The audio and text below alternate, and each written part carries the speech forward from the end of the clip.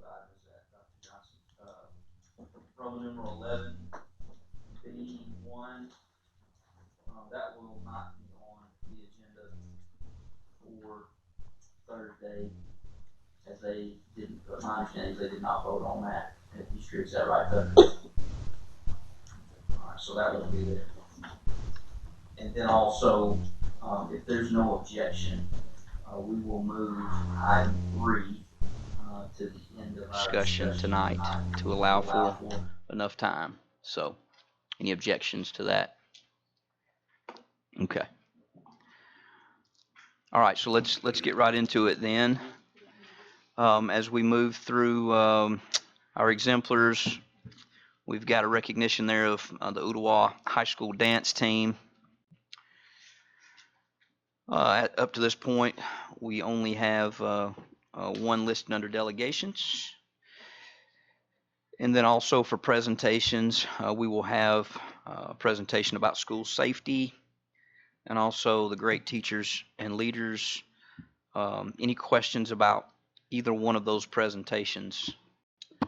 If I could, Chairman, the school safety update will be extremely brief, but just wanted to bring you all an update on where we are with the student security officers. And then obviously you know a little bit about Grow Your Own, but I try to be mindful about presentations and the time. And so I just want you to know, I think it's important to note the school safety one will be brief, but does provide additional context and an update on where we are with hiring. Yeah, Dr. Highlander. Got a quick question. This is just a comment for future reference. On presentations, we sometimes get pretty lengthy, and is there any way we could try to work at making them no more than 15 minutes whenever possible? I know there's exceptions sometimes, but that's just a request that rather than stretch the night out real long, that we try to make presentations, not make them more than 15 minutes. That's just a comment.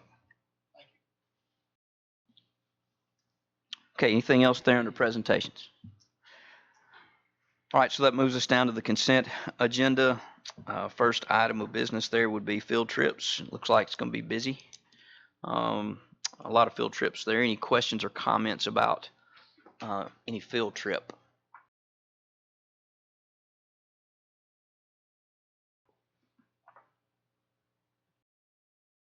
Everybody's in the country. I've got a question. Under the Hickson High School trip to Disney there. Let's see. Who is that? Who's that fall up under? That's Mr. Maynard. Okay. Mrs. My question here is just the nature of the trip. Looks like they're going to be gone there for some school days. Kind of exactly what they'll be doing. All right, so last year, Hickson High School added a husbandry teacher, Ms. Paz, and so they've extended their CTE programming to include veterinary work.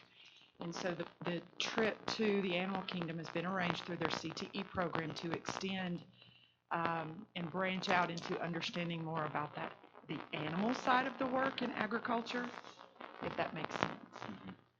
Are there any particulars as far as what they'll be participating in? I mean, are they going to be shadowing, some of those folks, or are they going to be sitting in on, presentations? Any idea about that? I don't have the agenda. This says animal science students are exposed to and educated on exotic animals from around the world, and for the evaluations, the students will be expected to engage in educational opportunities regarding animal species from around the world.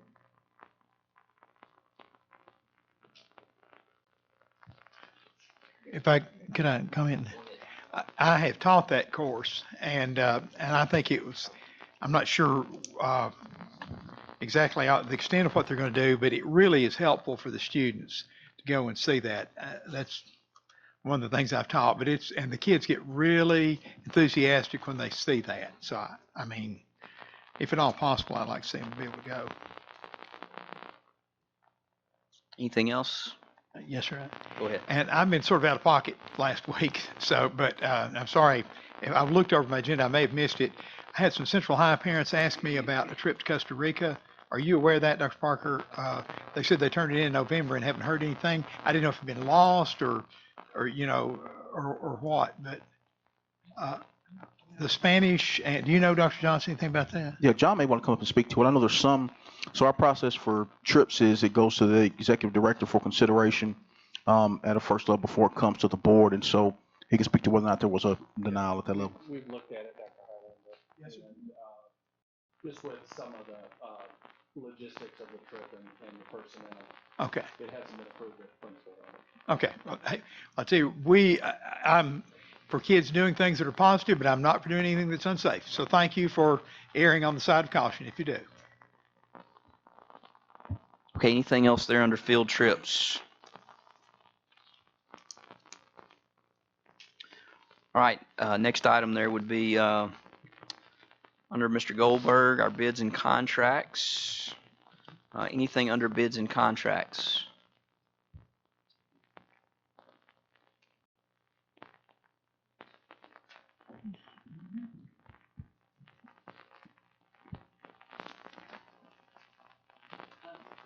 Ms. Thurman. Hold on.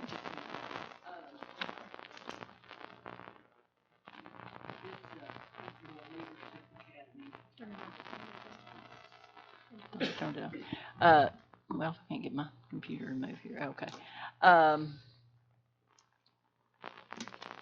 Okay, this $100,000 that comes from the general purpose fund for this, for the PEF.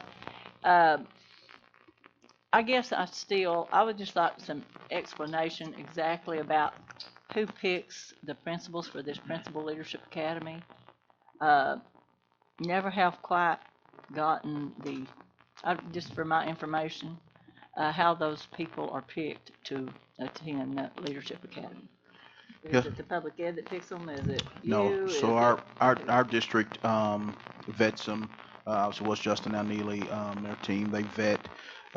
They identify the applicants. It is purely our process as far as who goes into the program. I will say historically that this program has been, actually this is the 10th year.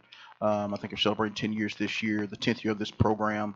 And the district has always contributed in this way towards the Principal Leadership Academy. I will say, and Keith will share this on Thursday, one of the things that we've been really focused on within your strategic plan, the board strategic plan for the system is great teachers and leaders, and the development of internal leadership capacity building. And so we fully anticipate this year having been the last year of appropriating these dollars in this way, and us taking those resources to build a more robust internal pipeline where PEF may still partner with us, but it is an internal, it's internal training tightly aligned to where we are, and it really should be our responsibility, and so we've got some really strong ideas around that Keith will go over more. But we select the candidates. Okay, so they fill out an application when they feel like they're ready for principal. We don't go and say, we feel like that maybe you're ready to be a principal. Like, Yeah. is that the way it goes? I mean, they have to Yeah. send in their own application. They have to send in their own application, but there are people, I'm sure, that executive directors, maybe even their sitting principal, have a conversation with saying, Ms. Thurman, I think you're ready to take on this opportunity, but candidate has to submit their own application. Okay. And All right. one additional point of clarity, just to more context, is participation in the program doesn't give you a seat as a principal or an aspiring, it is another layer of training and support. And so even though you submit the application and you go through the process, it doesn't guarantee you a seat. Now with any program, whether it's external or internal, you would hope you're seeing a return on the investment, not just from the number of leaders that go into the ranks, but also the quality of leaders that go into the ranks and their success within schools. And so that's the impetus, really. And candidly, from hearing a lot of feedback from you all as a board around the desire to really look at this over the years, we're now positioned to really lean into this body of work and to develop our leaders internally with the support of maybe external organizations. Thank you. Okay, anything else there under bids? Wait, Yes, ma'am. I just happened to think, so I guess I wonder if our people in-house are going through this training, and then we just hire somebody maybe from out of town to come in as a principal, that are our principals required to do that training before they go into be a principalship? If they are, how does that fit with the ones from out of town coming in that don't have to do that same training? Yeah. So this is more of so there's two prongs really for us, and has been since I've been here. We instituted McRail Balanced Leadership, which deals with creating a clear focus, developing a purposeful community, which is culture, and managing change. And so every school leader, we put them through that, so to speak. And so they'll go through, anybody that's hired will go through it, and there'll be dates for that as we go throughout the course of the school year. So that's kind of a part A. That's regardless of whether or not you're in the seat. This is more of I aspire to go into that role.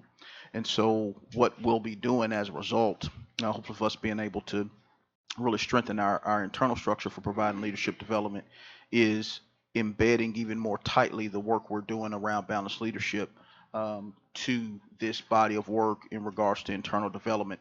And so they will still be going on at the same time. It may be that somebody comes from out of town to come into an administrative role that has experience, a great resume, whatever the case may be.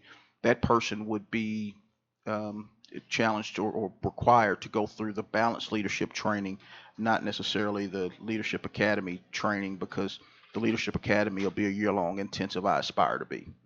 So they would still go through the required training. Okay, thank you. Mr. Well, Smith. not about that issue, but about fuel costs. It may be a Brett question. Brett, do you have any idea what we had budgeted for fuel and what we spent year to date? I'd just be curious to know, with the reduction in fuel cost, how much have we saved? Do you have any idea what that number would be? I don't know off the top of my head. I can look at it. I can find out. That would be an interesting figure, I think.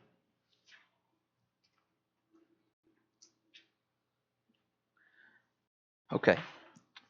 So then that brings us to our financial reports. Any question or comment about the December financial statement?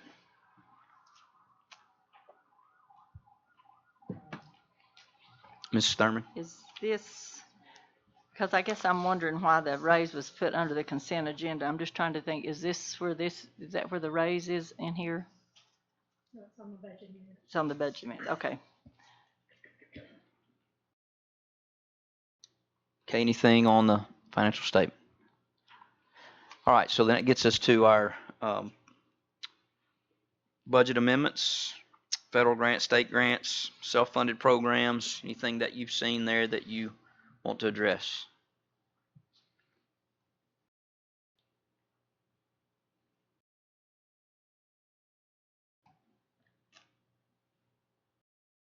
This, It's on the general purpose, what you're looking for, it's under.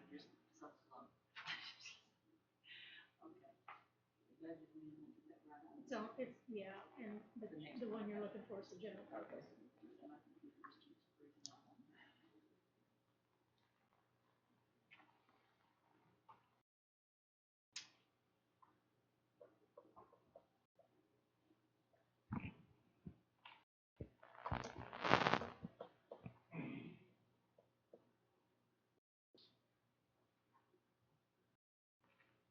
All right, so we move on to general operating amendments.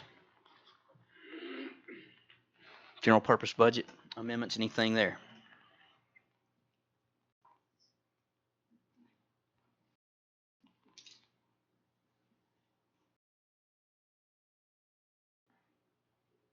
Go ahead, Ms. Thurman. okay, this is, first of all, I guess I wonder why this is under the consent agenda. why it doesn't have its own place under, for us to have more discussion and why it was put in the consent agenda to begin with. And I will talk about the raise of $3 million for the 2.5% raise. Not that I have a problem with this, but let me tell you something. These other guys, I'm trying to see who else down here. We're not here long enough to live through Jesse Register, and I feel like I'm living Jesse Register 2.0. I just want to tell you. First of all, I didn't know one thing about this till I contacted Dr. Johnson at about 4:30 the night that we were going down to have the state of the schools. At that point, I found out that the news media already knew about it. There had already been interviews about it, and everybody seemed to know about it. So I, in turn, called Steve Highlander to say, Steve, I get real busy sometimes, and I miss email and stuff. Did I miss an email about this? He said no, because he didn't know what I was talking about. So I contacted Dr. Johnson. Dr. Johnson must have called me back while I was probably talking to Steve on the phone or something, but he told me I think he just got off the phone with Caritza. I guess I just want to know exactly when other school board members knew about this, because I don't believe it's a rule. I just believe it's, well, it may be a rule. What one school board member knows, we all know, and I know that some of these school board members knew about this at least a week before I knew about it. And to find out that the news media knew about it, and there had already been meetings about it and interviews made about it before I found out about it. Now, the thing that bothers me about this is that I represent a very large district of Hamilton County, and it really doesn't make any difference whether you like me and want to hear my opinion or not. I am their voice. And that's just the way it is. And I served under a superintendent, or I should say over a superintendent, that when he had his 5 votes, he really didn't care what anybody else thought about anything, because he came to the school board meetings, he had his 5 votes, and all I could do was scream and holler about it. I will not do that again. I just will not do that again. If I have to go to speak at the county commission or whatever I have to do and tell them exactly what's going on, I fully intend to do this, but I'm tired of me knowing that there's at least 2 or 3 board members here that know everything that goes on before the rest of us know. Now, I'm not real sure why that is. I think I know. But like I say, and then too, about this raise, we could have done this when we did the budget. And we should have done this when we did the budget. So now what we've done, we've taken money out of our fund balance to give bonuses. And we could have taken that money out of our fund balance and taken care of some of our $1 trillion of facilities that we say that we need, billions or whatever the amount is these days. How many million did we take out of our fund balance for raises? For bonuses, For bonuses, I mean. 7 million. $7 million. That could have done a lot of upgrades if we'd have just gone ahead and given the 2.5% increase during the budget time that we wanted to do. And you can tell me that you didn't know this money was there if you want to, but I've been around way too long for that. If there are, our accounting needs a complete and total overhaul. And what's so bad is I think the county commission knew some of the, I'm not sure exactly who in the mayor's office knew about it either. But if our numbers were $3 million off, and I bet it was even more than that we didn't tell about, and we were just using our teachers to go to the taxpayers to beg for more money when we had it in hand. Just really bothers me. It ought to bother everybody on this school board, because we are being used for fools, because now we have no credibility whatsoever. When we go back and ask the taxpayers and tell them we don't have any money, we always have money to fall out of the sky. It's always been that way. When we need it, we've always found it. And we didn't find this until we got ready to renew Dr. Johnson's contract. And that doesn't just look suspect to me. I have all kinds of email here from people that say exactly the same thing. And also, when we met with the state legislators at Orchard Knob Middle School, Todd Gardenhire and Mike Carter told us we made the decision who teachers are. We define teachers. All these years we were told, for everybody that didn't go to that meeting, we were told that we decide who the teachers are. We decide who gets the raises. There's no state law that says just because the teachers in the classroom get a raise that all the administrators get a raise. There is no such law as that. We set our own. So anytime they get a raise, if every administrator gets one and the classroom teachers get it, it's because our administrators who meet and negotiate with HCEA. So these teachers that get upset because administrators get the same raise they do, it's the HCEA's fault because they negotiate this. So for anybody that wants to know, if you shake your head, somebody's negotiating it because that's the way it is. And so we don't have to do that. This board has the power. We were told by the state that we have the power to set who gets the raise and who don't. We can give all certified personnel and all classroom teachers a raise and give it to no one else from what they told us. So when the teachers are complaining because administrators get so much more raise than I do, I'm going to put it back in your lap. Because it's not because we've always been told it was a state law, and it is not. So that's just a couple of my beasts, but I just want to get it out. I've been so upset about this. Like I say, I've lived through this nightmare, and I'm not going to do it again. Show up at school board meetings, and I just wonder if I was going to show up at the meeting the other night, and I would be the only person that didn't know, or maybe Steve wouldn't have known. I don't know who I would have known. I don't know, but. And if there are other people on this board that didn't know, you ought to be as mad as I am.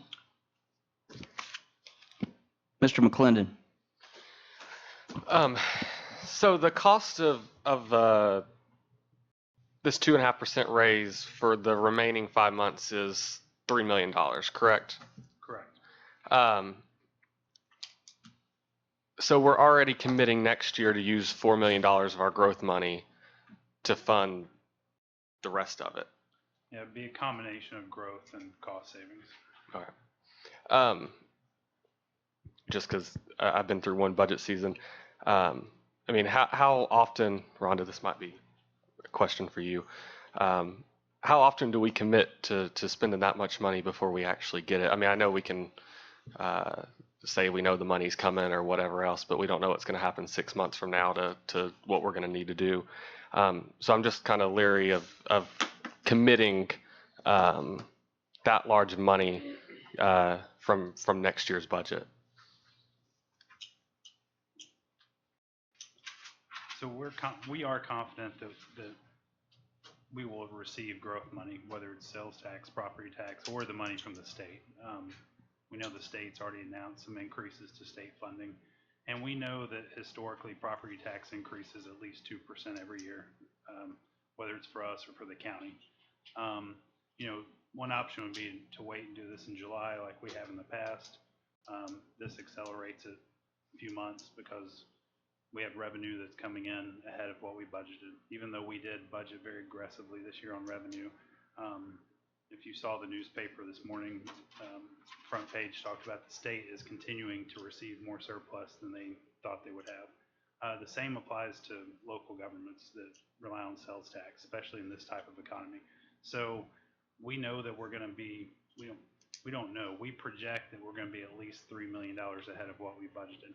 We'll know more in March when the numbers come in for February property taxes as well as December sales taxes. I suspect it's going to be more than $3 million. Conservatively, though, I wouldn't project more than $3 million at this point in time because we just don't know until that point. But based on what we received for the first 7 months of this fiscal year, we know we'll collect at least $3 million more. Throughout the budget amendment, you see there's also some areas where we've shifted cost to fund things that we need, for example, textbooks. So instead of using cost savings just to roll into fund balance as surplus like we might have done historically, we're trying to be much more proactive and do the things that are priorities for the district. So we have textbooks increased in the budget document, for example, because we know we have an adoption for English language arts that we need to fund. So that's just another example of how we're shifting cost savings as well to be much more proactive. Historically, we've let surpluses occur and then roll into fund balance. Over the past 4 years, I think we had about $45 million in surpluses that were then rolled into fund balance, and we've spent over the years on different things like roofs, HVAC, bonuses, things like that. So that's where we are currently. And I think it's a proactive way to utilize our budget. Anything else? All right, Mrs. Jones? Okay, so for the record, for clarity purposes, because I kind of feel like, I don't know if this was intent or not, but even if it was subconscious, I want to clear the record. So in Rhonda's expression, she stated that Dr. Johnson talked to me before whatever was going on and then made the statement that about getting votes and so forth and so on. Well, first of all, I've been on this board now 5 years. I never have, don't intend to operate as such. That was pretty much. Oh, let me get it out because I'll let you talk. So let me just say this because let me. Hang on. No, hold on. But do I not get that? Yeah, It's let Ms. Jones, her. let Ms. Jones speak, please. So I have not, so as I said before, and I never will because it's not of my character for what was inclinated. So if that wasn't the case, and I said it could have been subconscious, but that's how I received it. So I want to clear that record. Second of all, I pretty much like everybody else on this dais and who's not even present today, call Dr. Johnson. We have conversations about a lot of things that are going on. That particular week, I probably had several conversations with Dr. Johnson about several things going on in District 5. I can't even tell you if he told me that because I don't even remember him telling me that. But when I heard it at the state of the system, it did not shock me for him to recommend that because the state of the state, in the state of the state, Governor Lee mentioned that as well about giving raises to teachers. So it wasn't a shock to me when he made that recommendation. But I do want to clear up, and just for the record, make it known that I don't operate like that. Now, I'm not sure if everybody else on this dais can say they don't have backside side conversations, but I don't have those conversations, and I'm not privy to them a lot of days and haven't been for 5 years. But one thing I do hold dear to me is my name and my integrity. So if you did not mean that and you're apologizing or you're trying to retroact it, I accept that. But what I want to be clear is that Dr. Johnson didn't call me to get one of his 5 votes for whatever you were trying to inclinate if that was the case. But that's what you said, Rhonda. No, Caritza. I'm just. Can I say something? Hang on. right here? Hold on. Let me finish. Okay. That's what was inclinated. And so I just want to clarify that, okay? But with all this going on in my life, professionally, personally, and school board related, I'm pretty sure that my conversation with Dr. Johnson was not about a raise for teachers. Because if he was trying to get 5 votes, which I've never seen him do that, but if he was trying to do that, he didn't need my vote anyway, because pretty much everybody in Hamilton County knows I support teachers.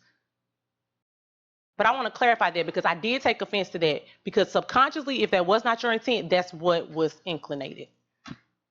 Dr. Highlander. 2 or 3 things. One, Dr. Johnson did call me right after Rhonda, and he let me be aware of it. Right after Rhonda sent me a message, and I called her back and said that he had called me and talked to me, but that was the first I heard about it. I will say I am all for our teachers need a higher pay base. I mean, they're suffering financially by teaching our children, and that's not right. And we need to do whatever we can. I certainly hope that, and Mr. Goldberg, you're saying that you are certain in your mind that's sustainable, that we can get at least the 4 million that we need to do that in years to come. Yes, sir. Okay. And you're aware that they don't have to give us any growth money. I hope they will. I hope and pray they will, but they might give us all of it like they have the last 3 or 4 years. There was a time a few years ago that they didn't. I hope and pray the commission will give us all the growth money. That's what we needed, desperately. But I am all for the teachers getting it. I'm not saying it's that. Let me ask, I've been kind of out of pocket for a week. I've been under the weather, and let me just say, I want to make sure I read the contract. The 2.5% raise is just for the certified people. Is that correct? It does not include the aides and the parapros and whatever. That 2.5%, am I correct on the way I read the contract? I mean, the way I read the agreement? No, the 2.5% would apply across the board as we have historically done with raises. Okay, good. That's great. I just didn't see that. And it would include cafeteria workers. Great, education great. assistants. I tried to read it with a fine tooth comb from a hospital bed, and I may have missed it. I may have missed that, but thank you so much, and appreciate it. All right, Mrs. Thurman. Yes, I was not implying that at all. I was just saying that I knew of at least 3 people that didn't know about it before then. I was certainly not implying that you were getting one of his votes. I was saying that you were in the same situation I was, that you didn't know about it since they said, well, they had just talked to you. So was my point. I was absolutely not accusing you of anything at all. Do you understand what I'm saying? You were in the same boat with me, that you didn't know about it. And, if that doesn't bother you, that's fine. It just happens to bother me because I've been there, done that too many times to tell you about. And also, I want you to give me some numbers. And I don't want you tonight. You can give it to us Thursday night. If a teacher started to work with a bachelor's degree in 2009 and she was making $33,659, what would she be making today with the step raises and the raises they've gotten? I think this board would be very interested in seeing that. And I'm just talking about the raw numbers, the base number of what we would pay. I think that you already have those numbers because I know you've provided them to people already. So I already know what that number is. I just think I'd like to see your numbers and give it to the school board and let them know. Starting in the teacher that Starting in in 2009. 2009, $33,659 starting a salary, and what her W-2s later said 10 years later. Yeah, I think that we had a county commissioner request that. Yeah, and so I would just like for the school board to see that, because we keep saying, because I think when the taxpayers see that, they'll see there's been a whole lot more raises out there than they're aware of, because they don't think about step raises and things like that. I'd just like to know what that number looks like, and I think the school board might like to see it. Like I say, I have it myself right here. It doesn't mean near as much coming from me as if it comes from your hands. So just like for them to have that Thursday night. Thank you. Dr. Johnson. Just a few things. Once as I've been here, I don't know that I've ever, and you all know this. I've even said this to you all before. I've never asked you where you're going to vote on something. That's not my role. My role is to inform you, to ascertain what your concerns are going in, to determine whether or not that's something that is something that you value individually and collectively as a board. When you talk about teacher pay, leader pay in general, one of your areas of strategic focus is great teachers and leaders. And one of the strategic actions is the compensation of employees in a strategic plan that was codified collectively by you as a board, and that we've worked to carry out. And candidly speaking, I think because of that strategic direction, has yielded some of the results that it has. Last budget season we proposed a 5% increase. We came back from that after not being able to get that and understanding that. We came back from that and had a decision to make as we went through collaborative conferencing. And Brent says as well, every budget is a series of decisions. When we laid out what the options were, hearing teachers say we need additional supports in the classroom versus a 2.5%, what can we do? And so the decision was made to recommend a bonus versus the other side. I want to contextualize the number though, because I think it's really important to contextualize what $3 million really is in a $400+ million budget. You're talking about less than 1% of the budget. And so we have budgeted more aggressively, and really, as versus it falling out of the sky, what we're doing is being more aggressive with our budgeting, and what we're saying is let's be more proactive and let's get the money to the employee. A teacher is defined. The Tennessee Code Annotated defines a teacher. It encompasses school leaders. It encompasses social workers and counselors. That definition is very clear by the Tennessee Code Annotated. And so that's what we operate off. The other thing, and Rhonda, I want to address this very transparently. There is absolutely no correlation between pay and my contract. That's been suggested, and to me, that just blows my mind. When we talked about pay and have talked about pay since we've been here, we talked about pay in the last budget cycle. We've talked about pay continuously. In fact, so much so that when we recognized we could recommend an additional $555 bonus for teachers, we did just that. And so we never have or would. That's not where we operate from and where we come from. Duly noted on communication timeline, very compressed, trying to get it done, trying to get numbers, trying to understand. But $3 million contextually in our budget is less than 1% of our budget. It's less than 1%.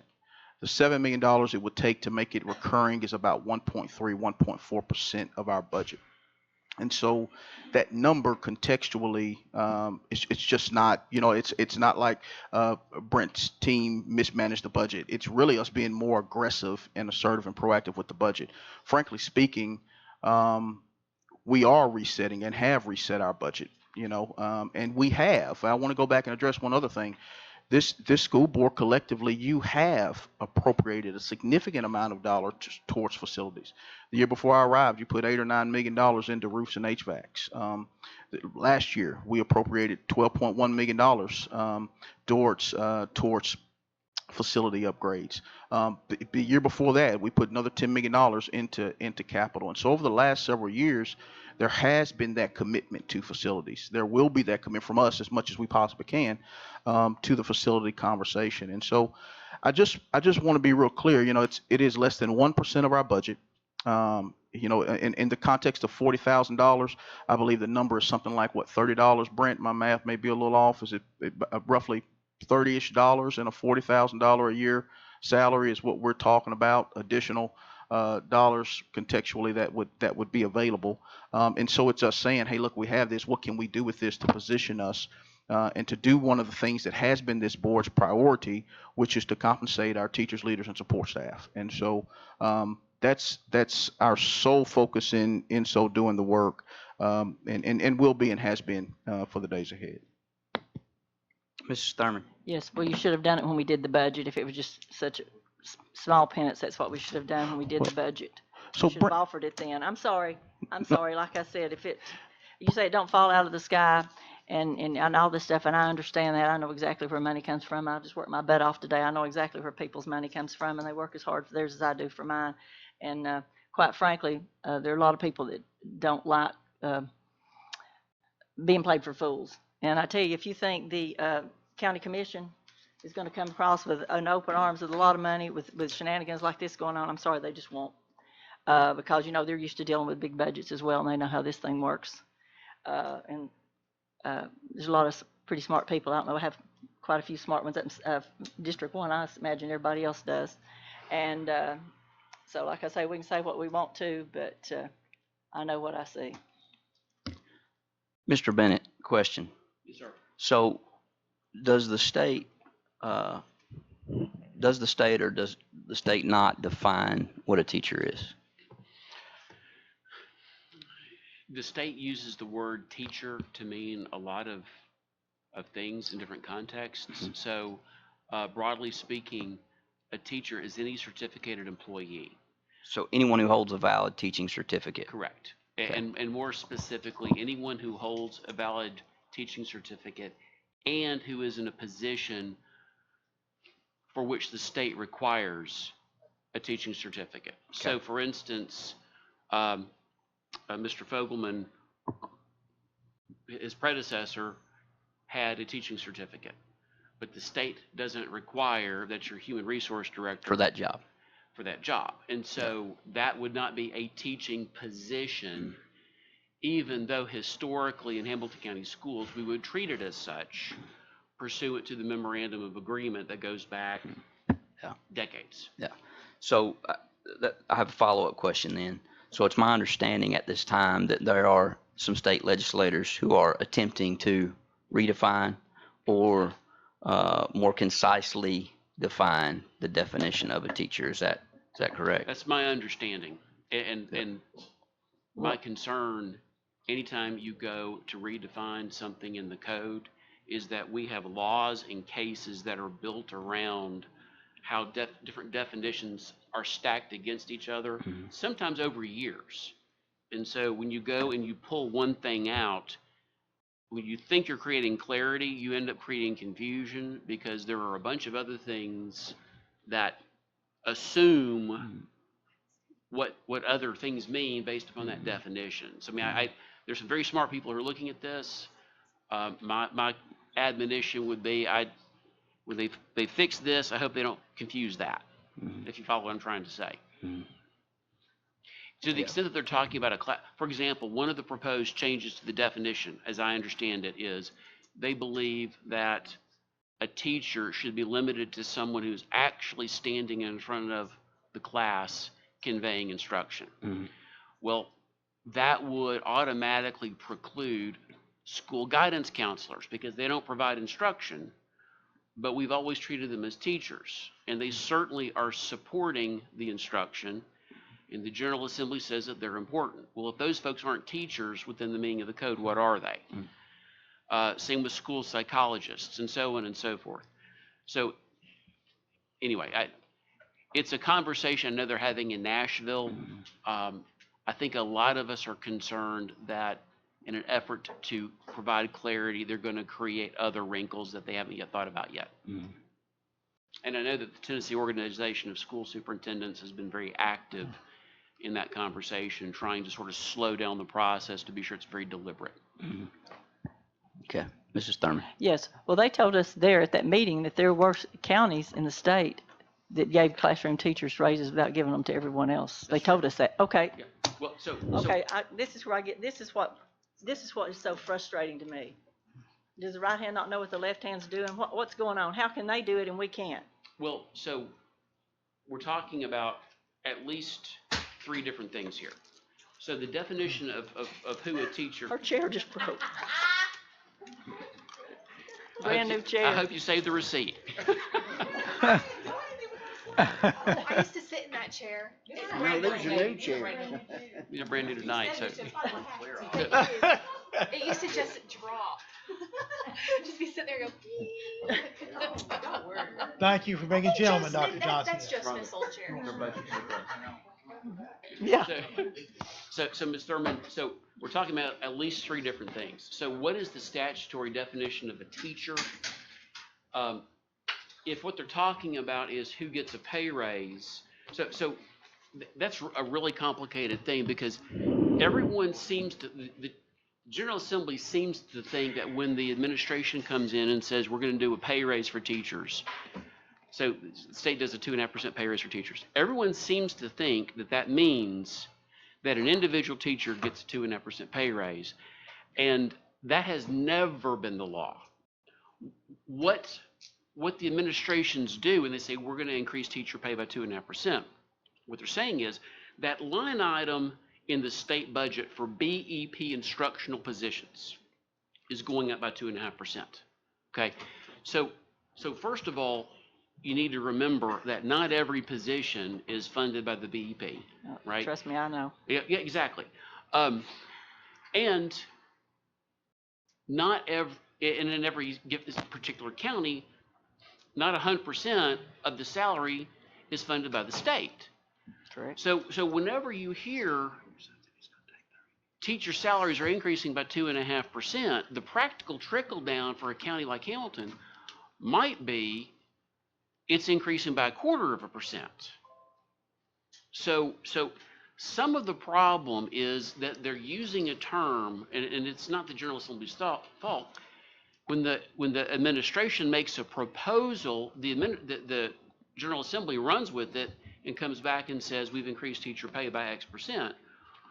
And that's true globally, but as it concerns you, it's not. Okay, well, I understand. Well, that's not even my concern. My concern is how can you give because that's why I think classroom teachers and others too get so frustrated, is because we use teachers as the carrot.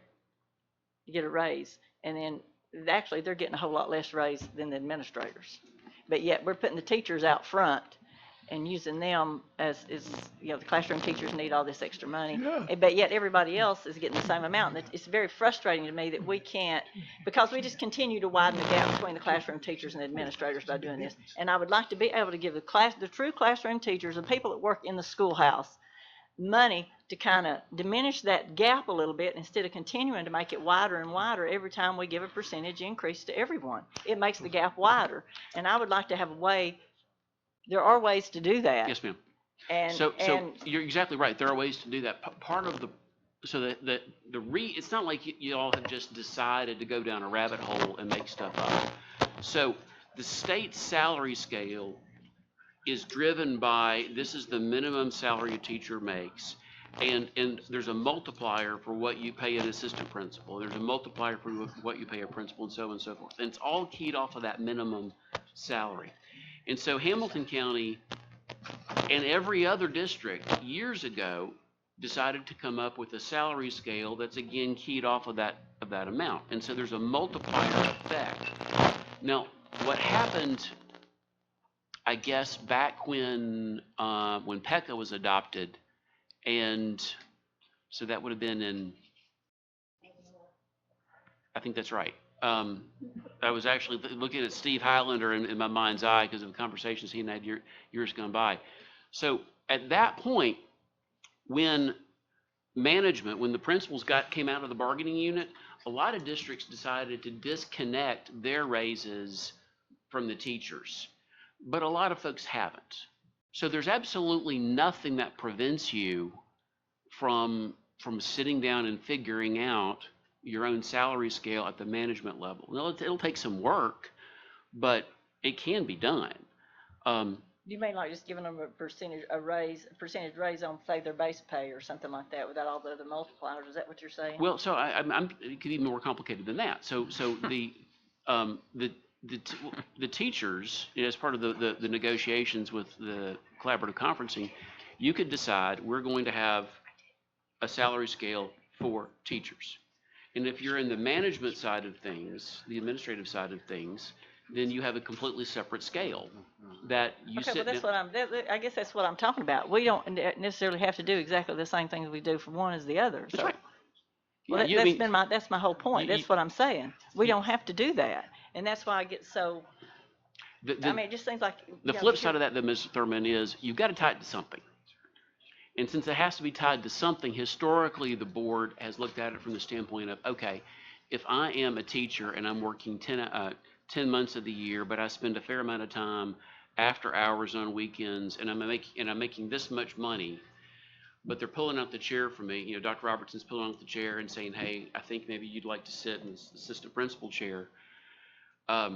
Teachers work the math and they figure out, okay, so now I'm giving up a lot of my summer, and now I'm going to have to work on what is that going to be? And so they do the math based upon what they're making as teachers. So the way that y'all have been doing stuff is logical. So it's not like you've done a flight of fancy, but there's nothing that would keep you from having a work session and really drilling down to figure out what you need to do to compensate your administrators. And one of your strategic initiatives is retaining great leaders. You may have a sit down and look at this, and you may decide maybe we're not paying our great leaders enough. I mean, that's a rational I'm not conclusion. talking about the principals, because to me, the principals are in the schoolhouse. I mean, those are not the people that I have that people have the biggest problem with. That the salaries are getting so wide, the gap is getting so wide between people in administration. I mean, not necessarily the principals so much. I mean, I don't know. There has to be a way to do this. There is. Because other counties do this. They do. And that's what I know, they do this, and then people tell me it can't be done, but yet it can be done, and it's so daggone confusing. But I'll talk to you about it again another time. This is one of these things where I think where the board has a strategic discussion about how to compensate success. That's one of the Are you saying merit pay? If that's the pleasure of the board, that's absolutely something the board can look at doing. And that's what you've done with your superintendent, is we had baked into his contract through the negotiations that Dr. Highlander and I did years ago, was you had performance metrics, which he met, and he bumped his own salary up by a substantial percentage. Anyway, we're getting down a rabbit hole. Right. This is something we can talk about down the road. Well, I think one of the other points to that I would say, just to wrap up, I'm always really, really careful about, and I say this all the time, separating leaders from teachers from support staff, because I've always seen it as one unit, and whether you create the divide at the district office or not, that's not my concern, but I just be real thoughtful about the divide of teachers from leaders from support staff, because it really takes everybody to make the school go around. Cafeteria worker, being present in the you let a sub not show up on a day. I heard more from teachers.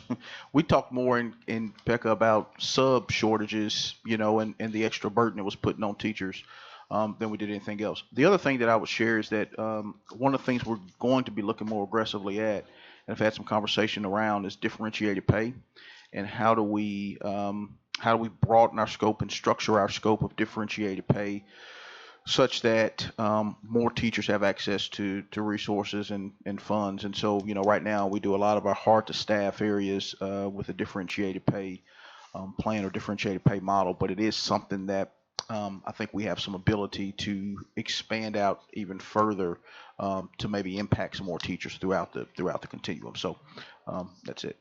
Mr. Smith. I think I got the call about 3:30 that afternoon myself from Dr. Johnson to let us know he was going to propose that. So I appreciate that call, and I'm glad we're going to be able to do it. But now, as I recall, we started talking about looking at Dr. Johnson's contract back in December, and I may be a month or two off, but I think I'm pretty close there, November, December. So the two were not related in any form or fashion. So for anybody to assert that's just silly. The one thing that, Brent, the reason I asked you a while ago when we were talking about contracts, and I saw where the gas contract's coming up, and I was just curious to how much we'd save, because I appreciate what you've done in terms of budgeting aggressively, maybe on the expense side, and maybe budgeting very conservatively on the revenue side. And so we're going to, from a projection standpoint, finish the year with quite a surplus. And I think that's credit to what you have done. So once again, to say that we found this money in the couch, and Rhonda, I know you've been here a lot longer than I have. But I mean, it makes sense to me based on what you've explained.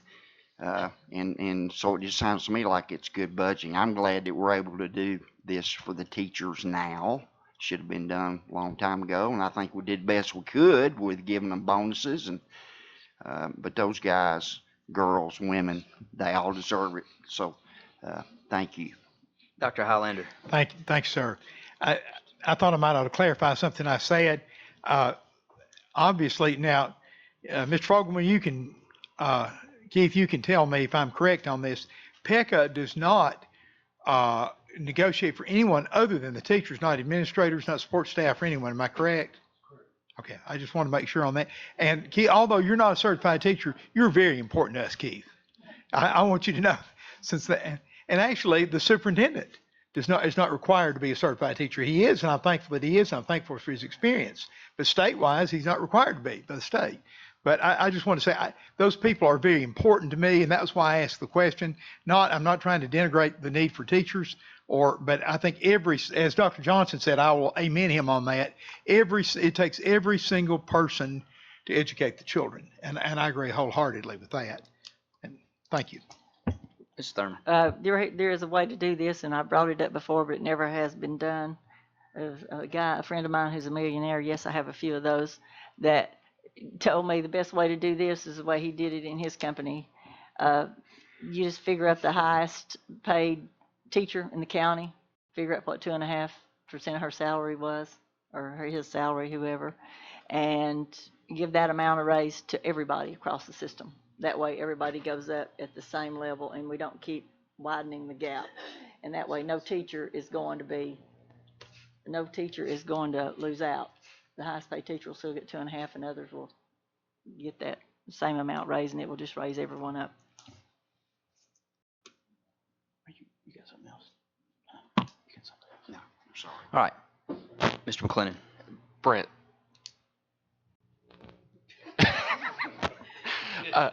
Can you get us that number just to see what that would be on that type of raise? The we've taken the highest paid teacher. I don't know if you'd have to back out like ROTC and that. I know they get paid through some other funds and whatnot, but the highest paid teacher with a 2.5% raise, what that is and what it would be for a total for across the board. Do you care if it's regular instruction, special education, or vocational? One of each. Well, Yeah, I mean, Whichever one's the most. whoever's at the most in a classroom teacher. You're not talking about doctoral level? You're talking about master's level, maybe? Highest, yeah. Bachelor's degree or master's? Well, you could probably do it. You could probably even get. You could probably even go down to your highest paid bachelor teacher, highest paid master's, and then doctor, and break it down, and that's how you could do the raise. Because I mean, that would kind of be fair without getting into. That's one thing I was actually just mentioning to Mr. Fogelman is, we'd have to look at that, but I wonder if it would create a lot of compression because we are on a grade and step schedule. You start compressing steps together when you do it that way. I mean, I'm not saying it couldn't be done. I think because of the structure of a grade and step system, it actually goes against the way that structure is designed. We could certainly look at it. Okay, we got any, It's another good question. Ms. Robinson, did you have something? Yeah, I mean, like, that's a really great idea, and I support that idea too, but like, let's just be really honest and realistic that that may not be something that we can afford. And I think that that just needs to be said publicly too, that that may be beyond this additional funding that we have. So, Yeah. just want to make sure that's said. Just wanted to see a figure on it. So I say if it's 2.5%, the highest paid teacher, then some of the teachers going to get more at the bottom level, like you say. But it's still, I don't know. I just don't know. There again, you'd save on the administrators not getting quite as much, but classroom teachers may be getting more, which is the goal. Yeah, okay. Just I'm sorry, Chairman, one other note, and we'll have this Monday, but, not Monday, today's Monday, Thursday, is I think it's also important to know what we have been able to invest just in a general entry-level teacher, over the course of this year, if they came into Hamilton County last year versus this year, between moving the starting salary to 40,000, obviously doing something bonus-wise, and this 2.5%. You're talking a pretty good influx of dollars, to the tune of right at $3,000 that, a teacher would have seen in their bank account this year. Now, obviously, from a recurring standpoint, this 2.5% will help with that. But we have been focused on teacher pay. You all as a board have been focused on teacher pay, and so it has positioned us to be able to do more. And obviously, the governor's proposal, hopefully we'll be able to come back and do even more. And if there are innovative, thoughtful ideas that we can implement, that could put us in a different position, we're all about it. All right, so that brings us then to item number 4 there, the use of fund balance assigned for school safety. I don't know if you had a chance to look at that item. Anybody got a question or comment about that?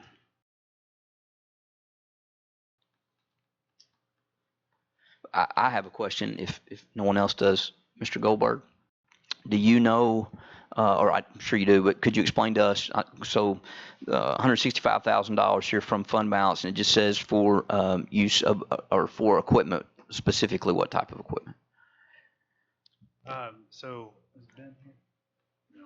This is specifically for cameras to eliminate blind spots. So the fund balance has $500,000 currently restricted for school safety. That was what was left over when we did the doors and cameras and everything in the past couple of years. So there's $500,000 left over, and we've kept it there so that we could use it in the future for safety-related issues. And so Ben Coulter has requested that we purchase additional cameras and install those to eliminate blind spots in several schools. So there are areas where, believe it or not, our clever students have figured out they can go and get away with cameras. So over the past year or so, we have created a list that shows where we need cameras. Dr. Robertson might be able to speak more on it, but that's essentially what the $165,000 is for. Okay. I mean, you hit it. That's exactly what it's for. It's going around to schools, figuring out where blind spots are, and Ron Kramer's walked the building with a number of administrators, figure out where those are, and so the funds purchasing the cameras. If you recall, we did a server upgrade, so we shouldn't have to upgrade servers. They should have the capacity to take additional cameras. Anything else there? All right. Next, we'll be getting a report from Ms. Karen Glenn Thursday night. Then under business matters, so the ABM custodial contract 7-month extension. Mr. McClendon. Yeah, let me get this pulled up real fast. When did this contract first get executed? I think 2017. 17. And then just kind of curious, one of the reasons for the 7-month extension is because it would allow us to have a better transition over Christmas break. Just wondering how that would work, how we would get a better transition over Christmas break with a major holiday over 2 months of summer. And follow up to that, could we not go ahead and do an RFP and then we have till June to extend this contract just to see what else is out there? I know I've had some problems with ABM and some of my schools and whatnot. But I just found it interesting that we would get a better transition over Christmas break than we barely got a transition through our transportation over summer, and how we're going to get all our schools new custodians and stuff in 2 weeks. Yeah, so couple thoughts here, and again, open discussion on this, but if you think about trying to transition at the end of May, so you've got a new company coming in, trying to purchase new equipment, get new employees, and in terms of turning around schools and cleaning buildings, the summer's the most important time. That's the time where a huge majority of the cleaning takes place. You're stripping all the floors, putting wax on all the floors, so on and so forth. So that's a difficult time to transition. I would think that in this new contract, we wouldn't, whoever gets it, we wouldn't put a transition of May 30th. It, to me, just doesn't make sense. Thought about, okay, what does the end of July look like? Well, let's say we put an RFP out and it's not ABM that gets it. I would be concerned about the quality of cleaning we would get during the summer. And so I don't think there's an easy time to transition a contract. But thinking about those two factors going through the end of the calendar year to us made a little bit more sense. We could, I mean, putting an RFP out now and trying to transition fast is an option. One thing that you talk about executing the contract, part of the RFP goes back, I mean, it goes back 10 years almost. And so I think we've got to be really intentional about looking what's in the RFP, similar to what we did with the bus contract, to make sure we're getting the type of service that we want.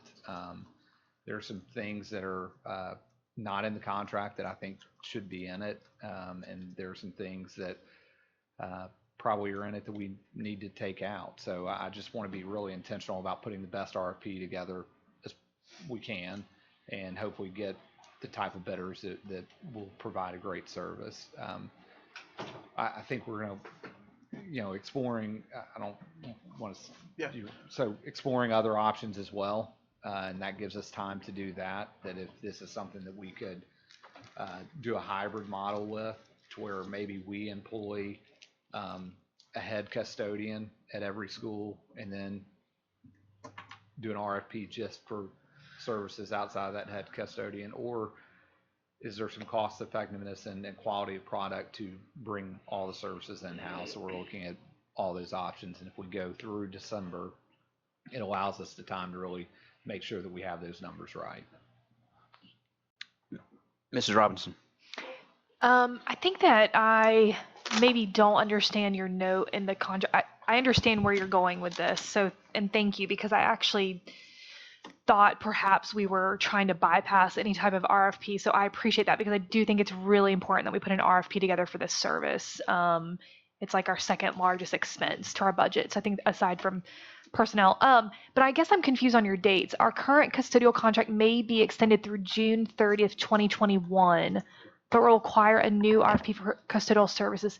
I think I don't understand the need. I'm sorry, I'm not understanding the dates and why the 7-month extension is So there's needed. an option that we could extend it for 2 years, and after that extension, we would have to put an RFP out after June 30th of 2021. I'm not recommending that we do that. We're recommending that we just do a 7-month extension, Okay. do the RFP process right, and do it early. And so that's kind of the thought process. Okay. We could just go ahead and extend it for 2 years. From what I've heard from y'all's conversations and internally our conversations, I think we're all very interested in seeing What else? what else we Yeah. could get. Okay. And then obviously ABM has said that they will do a 7-month extension. Okay. Okay. And you know, from their perspective, I think it gives them 7 months to prove that they're the best person out there. I do feel strongly that it is the right thing to do to put together an RFP, even if at the end of the day, after 7 months, ABM does. Well, we're putting an that? RFP Okay. in No the matter next what. month or so, because again, we want to do it right, and it gives us time again to look at financial side of a hybrid model or even bring it in Okay. completely in-house. Yeah. I think that's really interesting. Okay. Thank you. Dr. Highlander. Thank you, sir. Dr. Robertson, I appreciate your diligence in this, and I'm very much so. One thing that I was involved in the last transition with Dr. McDade, your predecessor and former teacher, I believe, and he had been through 3 transitions. And one thing that he said, and I know that I saw, my wife saw, when a transition was made mid-year, the service drops for the rest of that school year. We were lacking in supplies, we were lacking in training, and I certainly see your rationale on this. It makes sense. There is another side to that coin, though, that the transition during the academic year in the past has not been positive when people left at mid-years. And that's why they tried to, that was the rationale behind trying to go to May. I know my wife and quite a few other teachers throughout the county were buying toilet paper and paper towels and soap for the children because they ran out of funds and were not getting the contract renewed. And so, anyway, just something to consider. But thank you for your diligence. And like Ms. Robinson, I think the RFP is very important. Mrs. Jones. Thank you for your hard work, Justin. I agree about the RFP. I was just curious, have we looked into what it will cost for us to bring it back in-house? Brent's doing some work on that. And again, so when we talk about a hybrid model, I mean, that could be an option of there examples of school districts employing the head custodian as their own employee, and then bidding out for night services or extended services. So we'll look at that, but also looking at bringing it in completely in-house where everybody would be our employees. We purchase the cleaning supplies, all that stuff. Yeah, And this gives us time to do that. It's just kind of been my observation. No offense to anybody we've ever contracted with for any level of service, for any type of service, I should say. But I just remember the days when they were, I mean, my custodian was my custodian for 10 years. And yeah, so I just and it was a different it was a different type of upkeep. I think it's important. I know Ms. Thurman will remember this. I think it's important to remember back why we started doing this. There were times where the economy wasn't great, and we were looking for cost savings. Right. And this is an easy place to, like you said, second biggest contract, easy place to find some savings. So I don't want you to think that I'm saying any decisions made in the past were not the right, at the time they were the right decisions. We're in a place now where I think we can be a little bit more aggressive in making sure we get the best service that we can. Okay. So, all right. Thank you for exploring that. I just was curious. We're going to prepare a few scenarios to look at. One would be, outsourced based on the RFP. We can prepare what it would cost for a hybrid model, and then also what would it cost to bring it in-house completely. We will have to make some assumptions based on what we want the pay to be, the minimum pay. That drastically would change the cost, obviously. And we probably want to make sure it's in line with what we pay other employees that do similar type work. Also, supplies is something where, for example, as Dr. Robertson mentioned, so ABM is going to be able to purchase supplies cheaper than we can. They're that much bigger. So that's something for us to also consider, but we will prepare projected cost and for all scenarios to look at. The only thing I was going to add, we've been having constant conversation with principals about this as well, on a monthly, and actually Neil was in the meeting with me last week. And principals are very mixed on ABM. They've been deploying a survey since we've really been challenging them over the last little bit, to kind of step it up.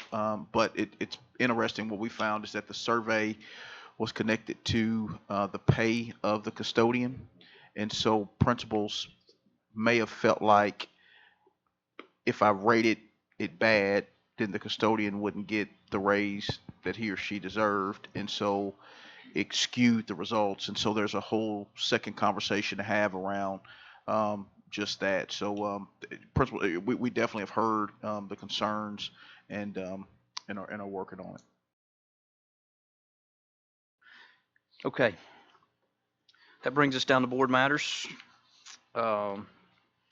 Fogelman, appointment of management personnel there for PECA. Anybody have a question about that? That's just replacing Dr. Bradshaw on the management team. Okay. Do we not have a board member on PECA, or have we not? Or I thought we did last year, but I couldn't remember. I've requested that in the past, but We used to have one, didn't we? We used to have one. I was on it before. I've not been on there. What? Okay. Well, I will definitely, I mean, if we need to have somebody on there, yeah. I did, may I speak? Yes, sir. I did some research on this when we first started with it, and there are some PECA teams that their whole administrative, the whole board is the administrative. I would not recommend that, but I think it's very positive to have a board member on the PECA administrative team. I think it's fair, but if there's at least one system, am I right, Mr. Bennett, there's at least one system, unless they've changed, that their entire administrative PECA team is the school board. I do not recommend that. There's But several, in fact. Most boards throughout the state, or a lot of them at least, have at least one board member. And if you either have, the way I looked at it, and you can help me legally, the way I looked at it, if you have one, you're fine. If you have two, could be in the shade tree violation. So I strongly recommend one. Shade tree mechanic. So, as a matter of law, irrespective of whether the board appoints a board member to the management team, the board chair is always an ex officio member of the conferencing. Because the way the statute reads is that the conferencing process is the board chair and representatives of the professional organization. So if you take it illogically, it's Joe Wingate and just Joe Wingate and their representatives. But you read on a little further, and it becomes obvious that the management team is professional employees who are administrators. But I think there's absolutely nothing wrong with a board chair being an ex officio member. Yeah. It's a pleasure to the board. Yeah, and I'd be open to that. I wonder, and I'm just throwing it out there, would it be, Scott, would it be inappropriate or appropriate to, say our board member who represents personnel matters? Would it be appropriate or inappropriate for that individual, as long as it's a board? I mean, again, if it's definitive that it needs to be the chair, then so be it. But If you don't mind, let me take a look at that. Okay. Because, I mean, I know it says explicitly board chair, but it may say or his designee. I don't remember. Okay. I can't remember off the top of my head. I would be willing to do it. Okay. All right. That brings us to under Dr. Robertson. Again, we're pulling the agreement with East Ridge, as they've yet to make a decision on that. But we are going to add, would like to add this Ferdinand Peak Way widening as far as an easement. And I know Mr. Witt is not here, but Dr. Robertson, could you brief us on that, please? Yeah, so The road that we're talking about is the road that runs off of Highway 58 in front of the new elementary school that's been built there. And the easements are for some slope, drainage, construction, but basically to widen that road to make it to where the Harrison Elementary traffic won't be out of control. I think it's a two-lane road, and this is going to take it to a 3 or 4 lane road. So it's basically just a request for an easement. Can I ask a question? Yeah, just a quick question. Are they gonna open that road on this end eventually? I believe that is the plan. Okay. I don't I sure hope know they a do. time frame or anything like that, but I think that this The actually plan to might open be it on this end? the initial parts of that plan. Okay, I hope so. Okay, thank you.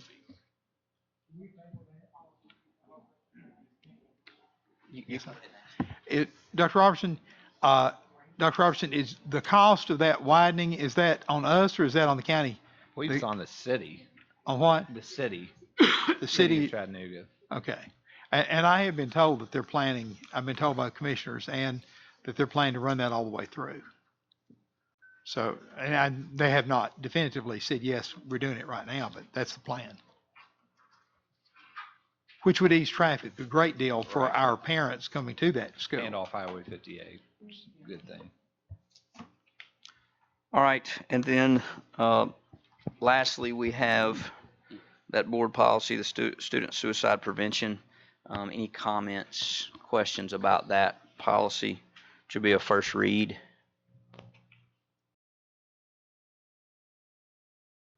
All right. We will go ahead.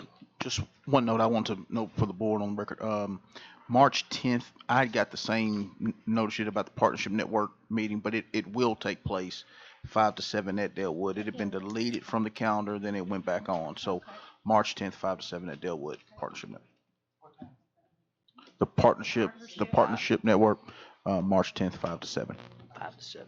I have a question about the proposed first reading of the student suicide prevention. Are these, is this first reading based off of the students that presented? Yes. Okay, I thought so. Yes, these are the updates based on looking at the student sample, going back, looking at ours, looking at some other things. So this does incorporate all those updates. Okay, very cool.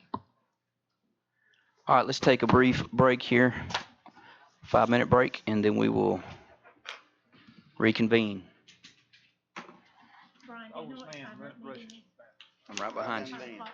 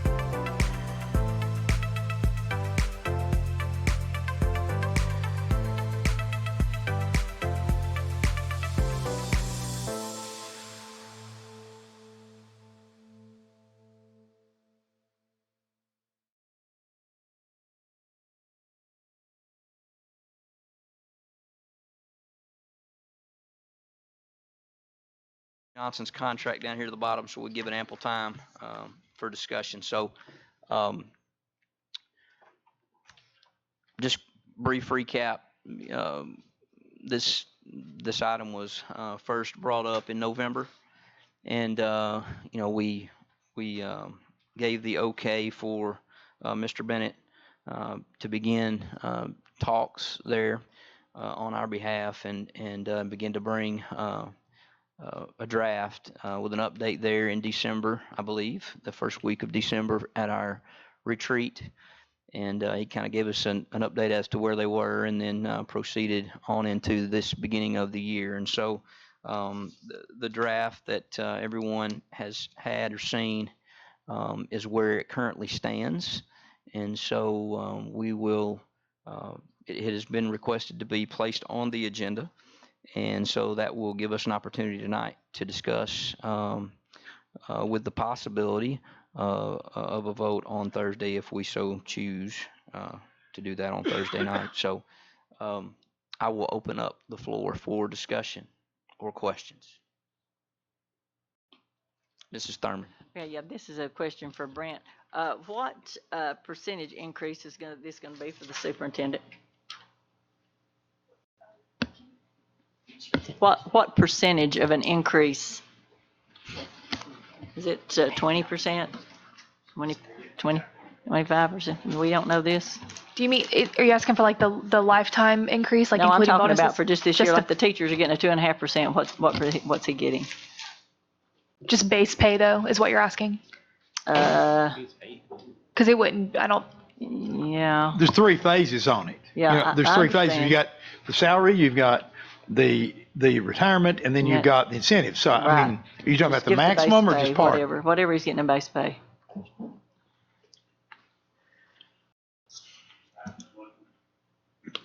I can do it. I think it's about 8%. I can do it here. I think it's about 8. I think his base is 222. Just 10%. Almost about 9. Because you get, he's right at 220, go to 240. That's 20%. About 9%. 9, a little less than 10. Okay. Also, I said if we're going to negotiate every 2 years, I think we just need to make it a 2-year contract. If we're going to negotiate every 2 years, so I think that's what we ought to do. There's still no buyout clause in there. And This always comes up, and I want to be sure we're clear on this. So when we say buyout clause, your contract provides, if you look down on the under paragraph 13 contract right, termination. Right. So there's one area where it could end for something other than cause or retirement or death, and that's by mutual agreement. So y'all can agree to any term that you want. And so if you don't want to buy him out, then you don't buy him out.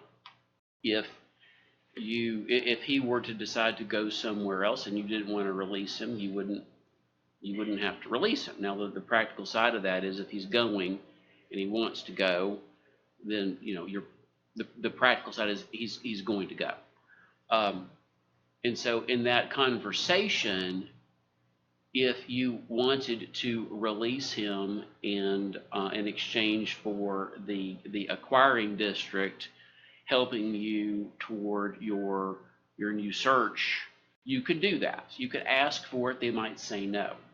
But so when we say mutual agreement, you're right. There's nothing in here that says buyout clause.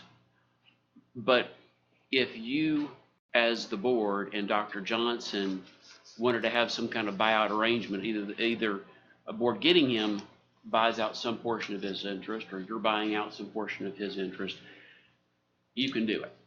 You follow what I'm saying? The board can agree to do what the board wants to do. I did, Joe. Okay. I'm looking at you, and you're. I don't know. I know the board's always done what the board always did, and that was buy them out. Because some of them did boneheaded things they knew we were going to ask them to. help me understand. Scales. Dr. Scales, Dr. Register. Dr. Register. No, we didn't do Rick Smith.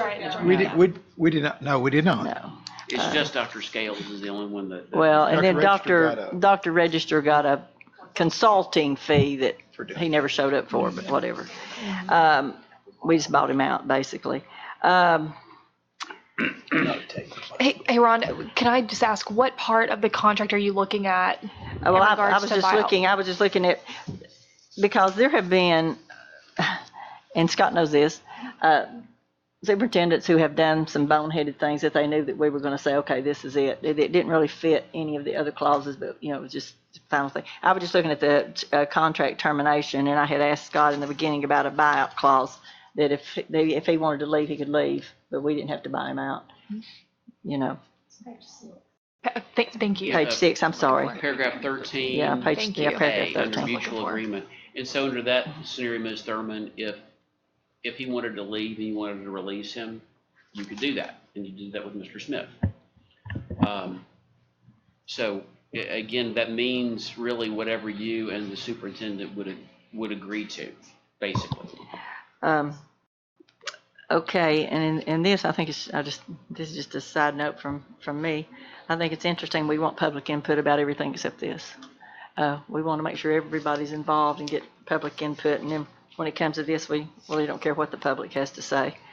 Well, if I may, so to the contrary, state law requires that the board give a 15-day notice period, which we've done, and that, and again, state law says that this has to be the first item on the agenda. Yes, I know. For the board, so the public, for the convenience of the public who wants to attend and take note. So there is a mechanism for public input here. Yeah. Oh, I know. I've got a lot of public input.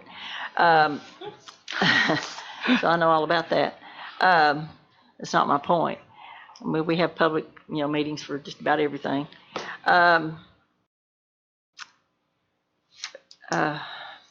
So he's getting a 9%, plus he gets $10,000. This is non-taxable, am I correct? Well, it's tax deferred. Tax deferred, yeah. Right. $10,000.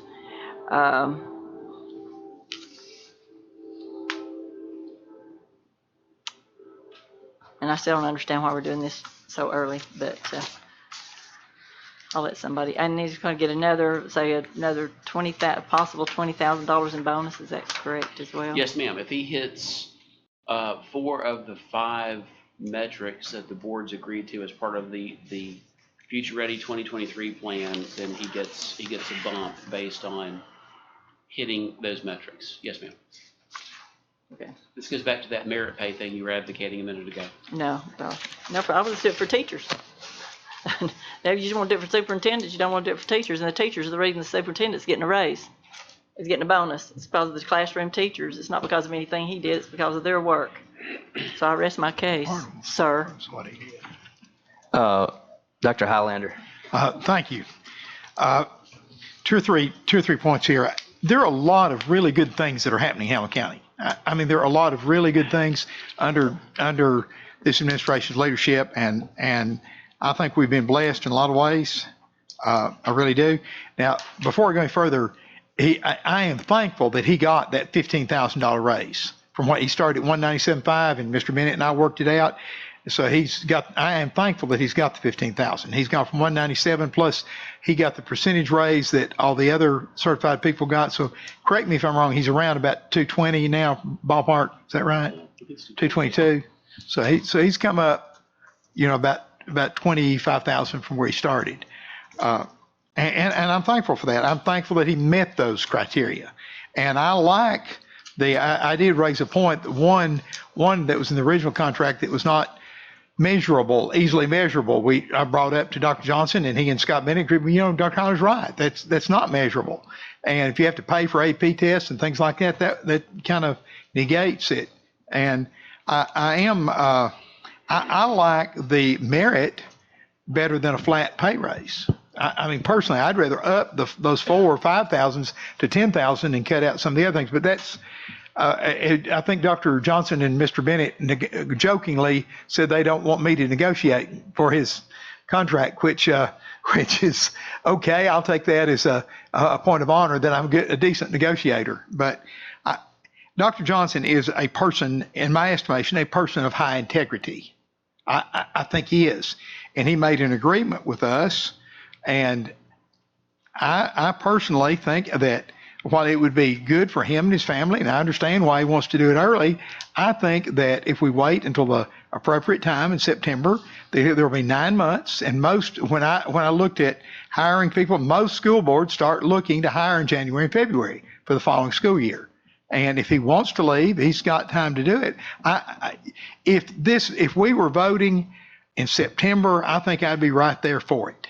But I think it's appropriate to stick to the contract and do it at the appropriate time. And I don't think Dr. Johnson's going to burn us. I know he doesn't want to burn us, but we have been burned, as Ms. Thurman said, with one buyout, one extended advisory contract, and one that asked to be bought out. And I would rather wait till the appropriate time. That's just me. I respectfully appreciate, and I will obviously happily go along with the majority opinion, and I will respect your opinions. I would just like to wait until the contract is met. If this was September, I'd be probably voting yes. Mrs. Robinson. Thank you.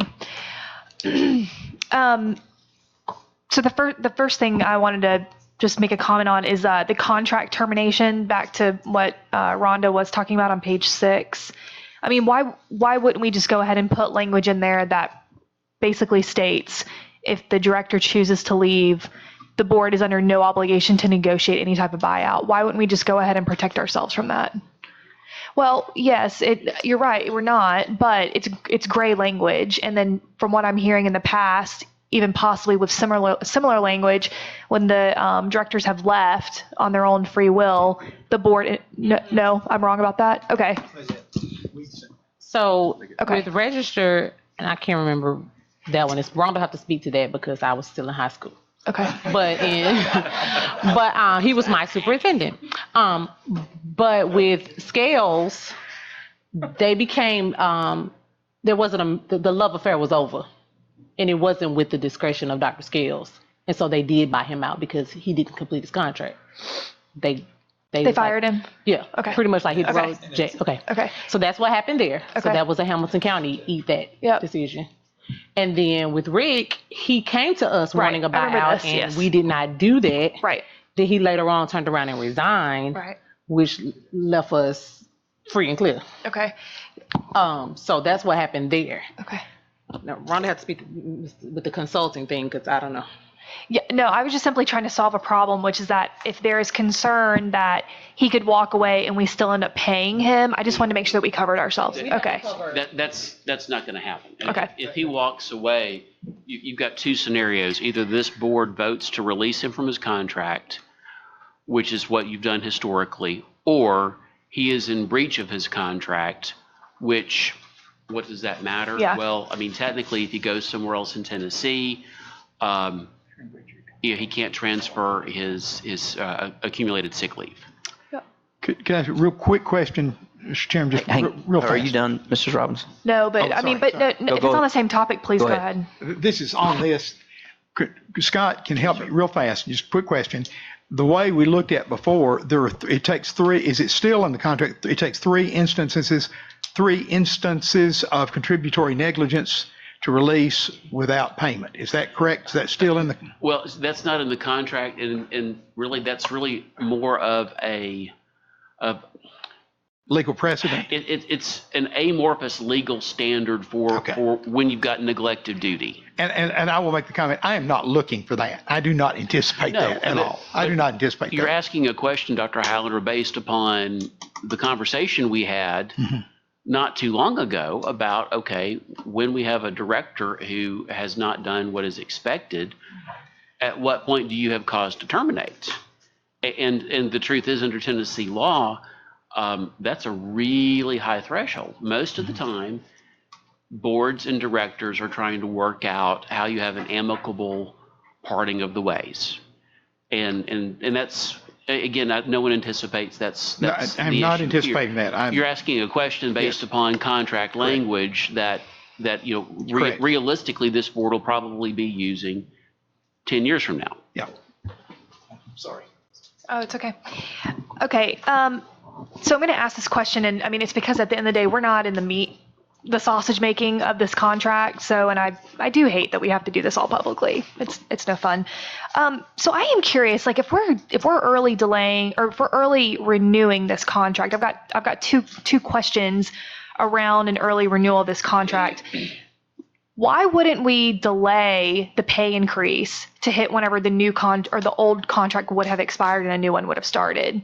Like, why are we already going to go ahead and make such a 9% jump in his pay now versus waiting? Did you like suggest that initially in the negotiations and it's been pushed back on? I think that's what I would have done personally, and that's why I'm asking the question. So my understanding from the board is that there was some concern about the SEC coming and getting our Southern Conference head coach.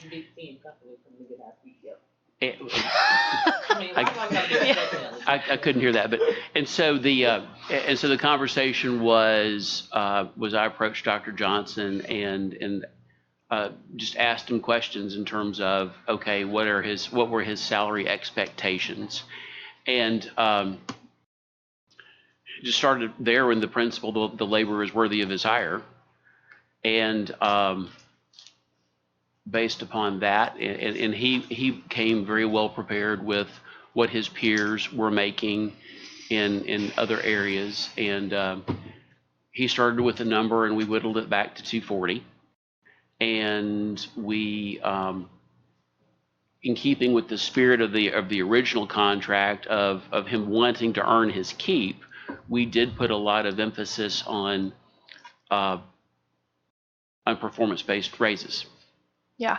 Well, and I don't have it. I truly don't have an issue ultimately with what Dr. Johnson makes in this role, because I personally am happy with the progress that he's making. I think that what I'm conflicted on is the fact that, as elected officials, as school board members, like, we're ultimately responsible for this contract. No one else is.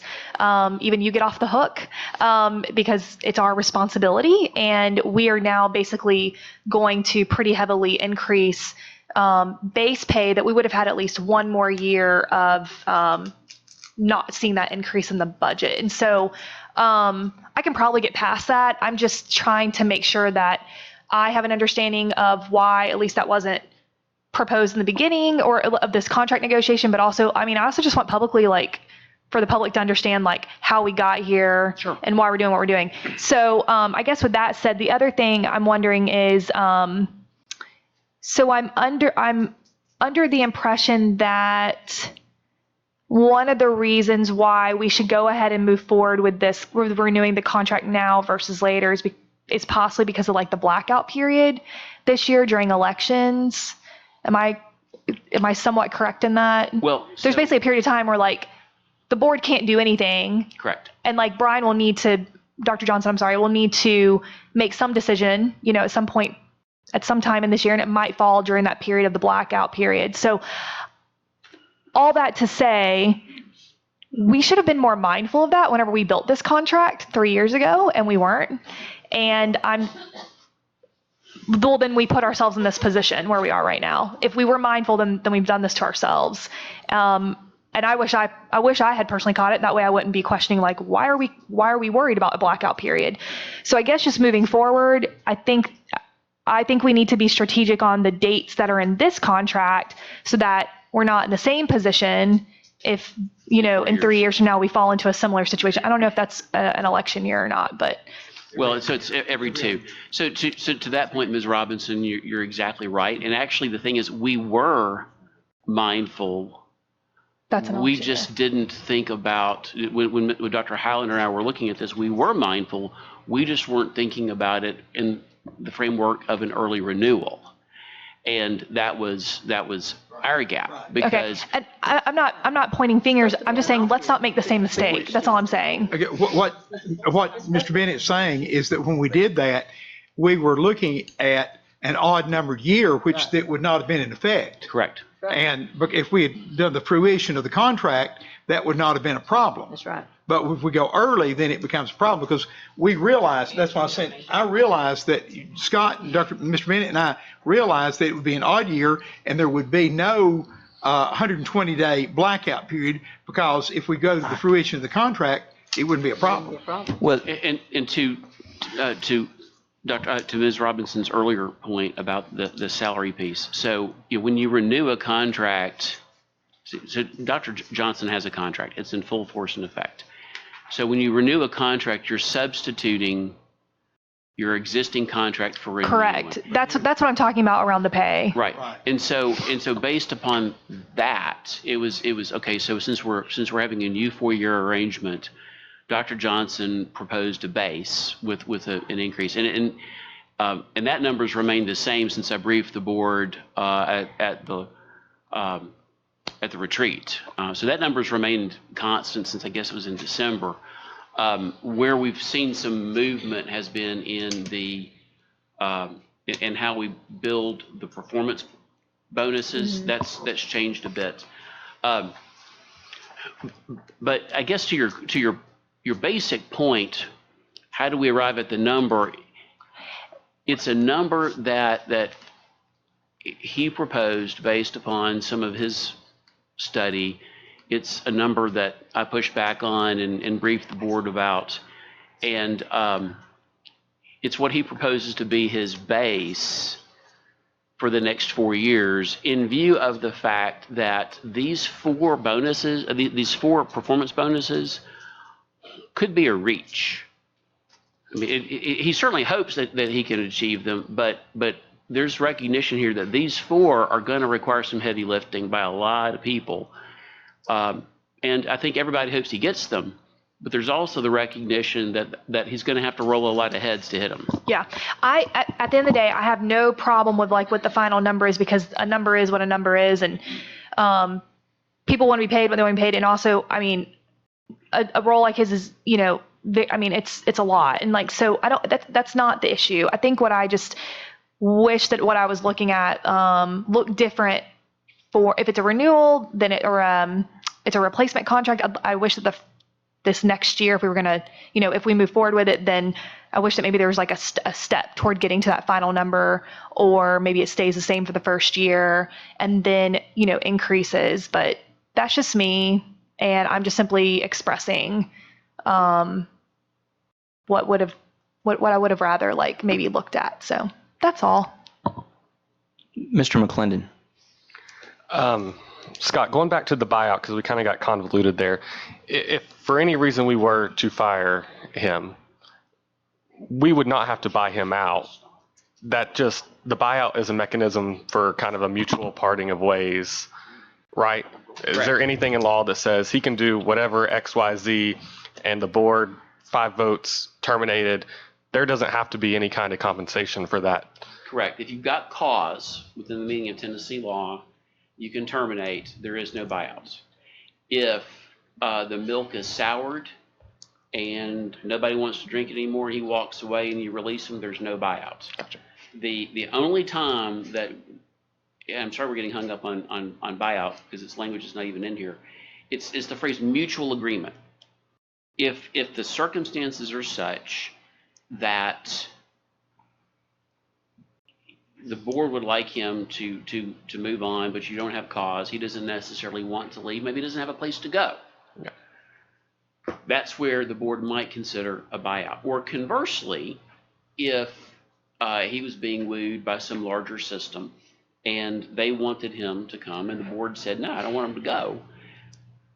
Conceivably, and I haven't seen this done, but I can see a world in which the receiving board might, in the interest of comity and congeniality with the fellow school board, might throw some money towards our next search. So it could be a reverse buyout. But at the end of the day, that mutual agreement means whatever you 9 board members say it means. Gotcha. Do you know how many other superintendents have kind of the merit-based system in their contract? None. Oh, And that was the thing when we built this contract. Yeah. No, Yeah, I mean, truthfully, I mean, I really want, I mean, this board, this board, I think several of the board members who ran for the board that year really focused on having a performance-based contract. And several of the board members who remained on the board wanted to have a performance-based contract. And Dr. Johnson said, this is the kind of vision that I want from the board that's going to hire me. And yeah, the folks who were negotiating his behalf were really aghast at us that we were not offering him in the mid 200s right away. And we said, look, he hasn't had a job working as a superintendent. We don't know that he's a proven commodity. Let's bake in something where he can prove it. And Dr. Johnson grabbed hold of that and said, this is a great idea. Other boards, and y'all heard this at convention this past year, where frankly, what he did was celebrated at the convention. Part of the success that he was able to tout was this board developing a plan and a compensation structure. That's why, Ms. Robinson, he's gotten to the 222. Yeah, anyway. And as an aside, let me, Ms. Robinson, I should have mentioned this to you earlier. So with his current amount at 222, if he gets the raise that we're thinking about, I should have mentioned this earlier, I'm so sorry. If he gets a percentage raise in line with what the teachers are getting, then that's going to give him an additional amount of compensation. And that's in addition to whatever else might come with this next budget cycle. So we're not really talking about an $18,000 gap. We're actually looking at something that's, in practical speak, is a whole lot narrower. And you mean based on what he's been currently paid? You're saying that the gap isn't really 9%, it's something smaller than that. That's right. So, and I'm not the CFO, but let's see here. So, because you're saying that technically right now he's made $222,000 in the last year between his base pay and his salary. I'm sorry, his base pay and his bonuses. Is that what you mean? And then you're saying like if there's an increase is around 222. And so if you multiply that by 2.5%, so after the raises go into effect, assuming they do, that puts them up at 227.5. So let's round it. So at that point, the gap is only $13,000. Assuming, and then let's suppose that there's another raise that goes into effect, maybe as part of the budget cycle. And again, I hate to guess. I think it's important for us to do this math and like all understand it. So I'm really glad that you're explaining this, because whenever I did the math on the numbers, it looks different than how you're explaining it. So anyways, please go on. Well, and my licensure is with the law. If I could do math, I'd have done what his job is. But anyway, so if you assume 222, and Brent, please double check me here. So if you assume 222, and if he gets a 2.5% raise, then that raises him to 227.5, right, Brent? Yeah. And so let's suppose that as part of the budget this upcoming year, y'all are able, and the commission agrees to, let's say, an additional 2% for teachers. Let's just make that assumption. Well, that gets them up to 232. Okay, so suddenly the gap between what he's proposed and what he's making isn't that much at all. But he gets that raise on top of what he's making. I'm sorry? Oh, and it's for that reason. That was my question. I couldn't hear you. What did you say? So he's up to 227.5, and he's gonna get the same. He's going to get the same raise that everybody else gets. It'll be on top of that, but that will not be. No, ma'am. So because of that. But if he already has a contract in effect when with the new rate, not when this 2.5 comes out, but any other raise we do at next year's budget time, it will be on top of whatever is in this contract. So you can't just keep narrowing the gap and narrowing the gap. Okay, so I mean, because you might narrow it one time, but if his new if his new contract is in effect, he will get the raise on top of what's in this new contract. and you'll notice that I actually put into the contract that the effective date for any new raises would be January 1 of 2021, because I thought that this board would object to double dipping. Oh, I certainly. I went ahead and made that assumption, and you may think that I was being too conservative. So possibly someone else did, but anyway. Hang on. I got an order here. So that's right. So, Mrs. Thurman, I had your light on to speak, and then Dr. Highlander got you next, and then Tucker, you back. You got something else? I wasn't done.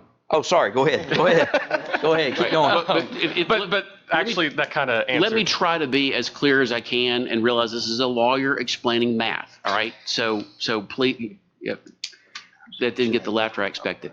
All right. So if we start with the base of 222, okay, which is what I understand his base to be, and if he gets the same 2.5% pay increase Thursday that the board is looking at giving all of its employees, then Brent, check me here. I think that raises his base to 227.5. Okay. Now, let's just suppose that the board and the commission see their way to give and I'm picking that number out of the air, but let's say a 2% raise for the teachers as part of the next budget cycle to take effect July 1. Well, that would increase his pay to 232.1 before the board votes to renew his contract. Okay, so July 1 of 2020, assuming the 2.5% pay raise now and a conservative 2% pay raise July 1, he's making pretty close to that 240 that we were talking about. So Ms. Robinson, thank you for asking that question. All right, so July 1. Yeah, July 1. It's a long night. 2020, this board does nothing. He's making around 232.1 anyway. So how much of a pay increase are we talking about? We're talking about 3%.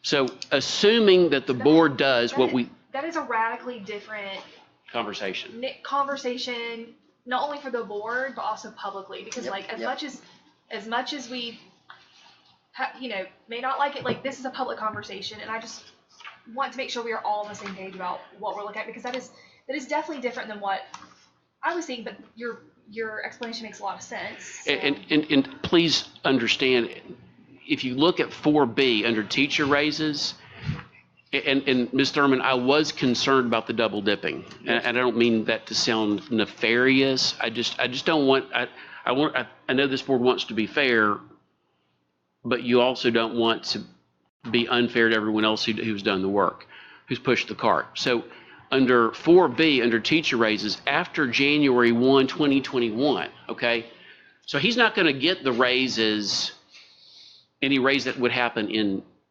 July, assuming when it would happen in July. And the reason I put January 1 is because sometimes y'all don't approve your budget in July. Sometimes it's August or September. And one time it was even October, but by state law, it has to be done in October. So I put the effective date of any new raises out in January, so no one would accuse the board of letting him double dip. Does that make sense? And when I explained that to Dr. Johnson, he agreed that he didn't want to be accused of double dipping either. Does that make, okay. All right, Tucker. All right, Ms. Thurman. Brent's my mouth right? Okay, another thing. He's playing Tetris. One thing that we had taken out of the contract, and it's been put back in there, is the professional activities on page 6. The director may engage in professional activities, including speaking and writing, with or without compensation, provided that doing so does not distract from the duties of his employment. And then on the page 1, it says the director shall devote full-time attention, knowledge, and skills to the energies of the business of the school board of Hamilton County. Seems to be a little bit of oxymoron to me there, a little bit of a bit. I talked to you about that, Scott. You said you didn't think so. but you're an attorney, what do you know? And, Well, indeed. indeed. So the answer to But, that, Ms. Thurman, the short answer there is, okay, so he's supposed to do his job. He's supposed to work 260 days a year. All of your other professional employees are 240. But yeah, in the evening. I think the thing about this, we got into this before with my favorite superintendent. When he was going around and doing a lot of this, not even on his vacation time. And so this doesn't say that he has to use his vacation time. Can he go during school, the times when he's not even on personal leave or on vacation time, and make money off of another speaking engagement or doing something while we're paying him to be here? This is what we got into before. And it caused lots of problems because they say, well, we can get in touch with the superintendent. He can make decisions on the phone. We can talk to him, FaceTime or whatever. Well, if that's true, we don't ever need to come to the office at all. But I have a problem with this, that he can go and make money. And matter of fact, let other people look at him and maybe, we're just paying for him to go around and look for another job. But I just don't like the fact that he may be able to do this on our dime, on our time. And because there's nothing there that doesn't say he can't do that. well, and in fact, previously we'd put a prohibition in there, and yes, there was a prohibition in his other there was, contract. and that was an early ask from him that he wanted to be able to speak and to talk about what he's done in Hamilton County. And I think that the consensus among most board members is that to the extent that he's bragging on what he's done here in Hamilton County, that's good for Hamilton County. I mean, certainly what happened at TSBA is an example. Now, to your point, Ms. Thurman, to what extent does that start to detract from his ability to do his job in Hamilton County? That's where this board simply has to police him. Now, ma'am, your point's well taken. But before, did we not have in the other contract you could do like 10 days a year? I mean, wasn't there a time in one of those or something? I mean, because this right here is just open-ended. Open-ended. So please understand, this is a proposal. I mean, if the board has a thought about something and says, I've got a real concern, I can and certainly will take it back and say, what do you think about? So on this right here, it's limited by common sense and good judgment. If it's the pleasure of the board to give him a defined number of days, I don't think that's unreasonable. I think he needs to do it on his own time, his vacation time.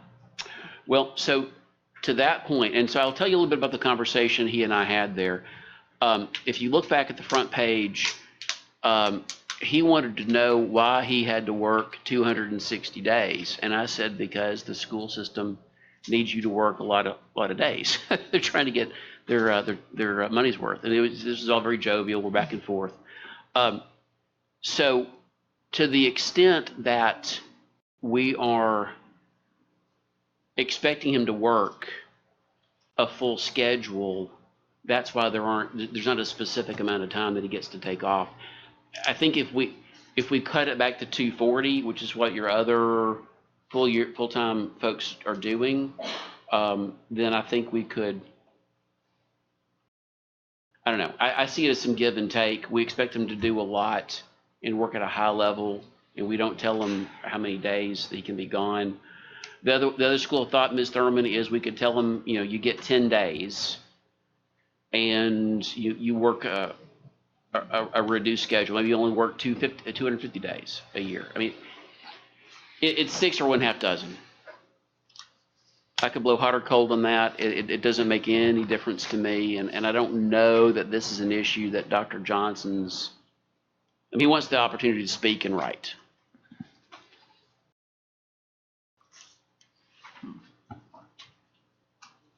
And the reference to the work here is 8A. You'll see that's 260 days a year, and to be responsible, accessible and responsible at all other times. Dr. Highlander. Thank you. I've got 2 or 3 questions. One, I see when Mr. Bennett and I worked on those 3 incentives, I took notes on what Dr. Johnson said he felt like he could bring to the system, and he did 2 of the 3, and I commend him for that. He brought two or three, one that we all want to go up to third grade reading level, and he's still working on that. It's climbing, and that's good. Correct me, is there not more vacation time for him in this, more paid vacation time than there was previously? The way I read it? I don't think so. I don't remember. No, it's changing not. it. It's the same. Okay. I do not remember. I was changing thinking, that the way I language. read it, there was. I pulled the last contract. I was thinking, maybe I'll look at it again, but I read it pretty thoroughly, and the way it looked to me like it was increased slightly, not a whole lot, slightly. Now the bonuses, the future raises would they be based on the $10,000 that, it's not a 401k. What is the retirement package that he's asking for? It's a 459. 459. And I would have to defer to Mr. Goldberg about the differences between that and That is a retirement package, and that's a tax deferred retirement package, Mr. Goldberg, 459. Are you not aware? Are you talking Okay, about that's something you'd have to, 457? that's something Brent will have to I'm sorry, research. You'd have to research that, right? 457 would just be deferred compensation. It would be tax deferred. Tax deferred. Okay, so that retirement, $10,000 a year, is in addition to what the state gives him. Correct? That's I'm correct. going to make sure I have that. Now, if he's at 222 right now, not counting the 2.5% raise, and he gets, and he goes to 240, let's just forget for just a minute, just forget the 2.5% raise, which I hope all teachers and all certified, all people get, but just for math's sake, so he go 222 plus 10 for the retirement package, plus a possible 20 for incentives, and up to 222 to 240, and then 250 with the retirement package, and to 260 if all four incentives were met. Am I correct, number-wise?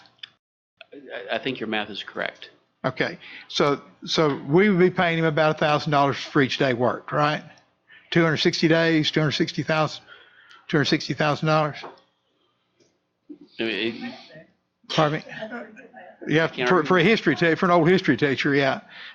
Okay, I just kind of get that straight in my head.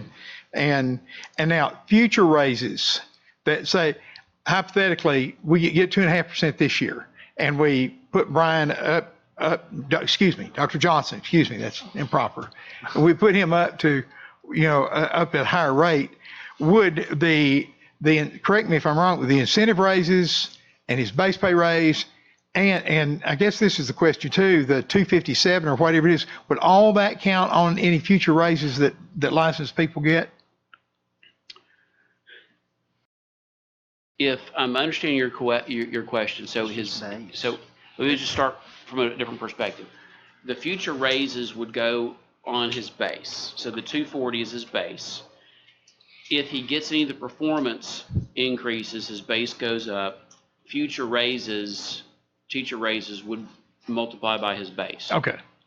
So the incentives would go on his base. Yes, sir. But the retirement package he's asked for, the extra 10,000, would not It's go straight on. 10,000. Okay. Yeah. Would you agree with that, Mr. Goldberg? Is that financially, if we get a legal answer and a financial answer together? Did I catch you unaware? I'm sorry, I didn't hear the question. Okay, I'm sorry. You're busy Talking doing. to his wife. Hey, listen, whatever the wife tells you to do, you need to do it. Mama's happy, everybody's happy. What I said is, if we go to 240, and then hypothetically, he gets all four incentive raises, and that would put him up to 260. Not counting the $10,000, and Mr. Bennett said the $10,000 retirement package would not count on his raise. But say our teachers, money comes through, and we get a 10% raise. So which would be wonderful. He'd get then 26,000, not counting the 10,000. Is that right? The 10,000 retirement incentive? Sounds right to me. Okay. That's clarifying my mind. Thank you. Mr. Smith. I've said it before. I wrote down about 23 reasons why we need to do this, and I'm not going to bore everybody with. I'm going to do it just for Rhonda. Oh, that's Chris. One thing I don't think we talk enough about that really jumped out at me when I was trying to in my own mind, just think about what has happened in 2.5 years. And I know it's sad, but it just kind of seems like we pass over it. But in 2019, and I hope my figure's right, Brett, we had $95 million. What did I say? Come on, Brett. I mean, Brent. We had $95 million returned to our students in scholarships. Is that a good number? Hello? Yeah. Yeah, I understand, but that total number was 95 million, right? Is that right? Yes. It's a pretty good return, I think. Yeah, you know, another comment, and then I have one brief little question. We've had 4 superintendents in 11 years, and Rhonda, I so respect you, and I know we don't always disagree, but you know.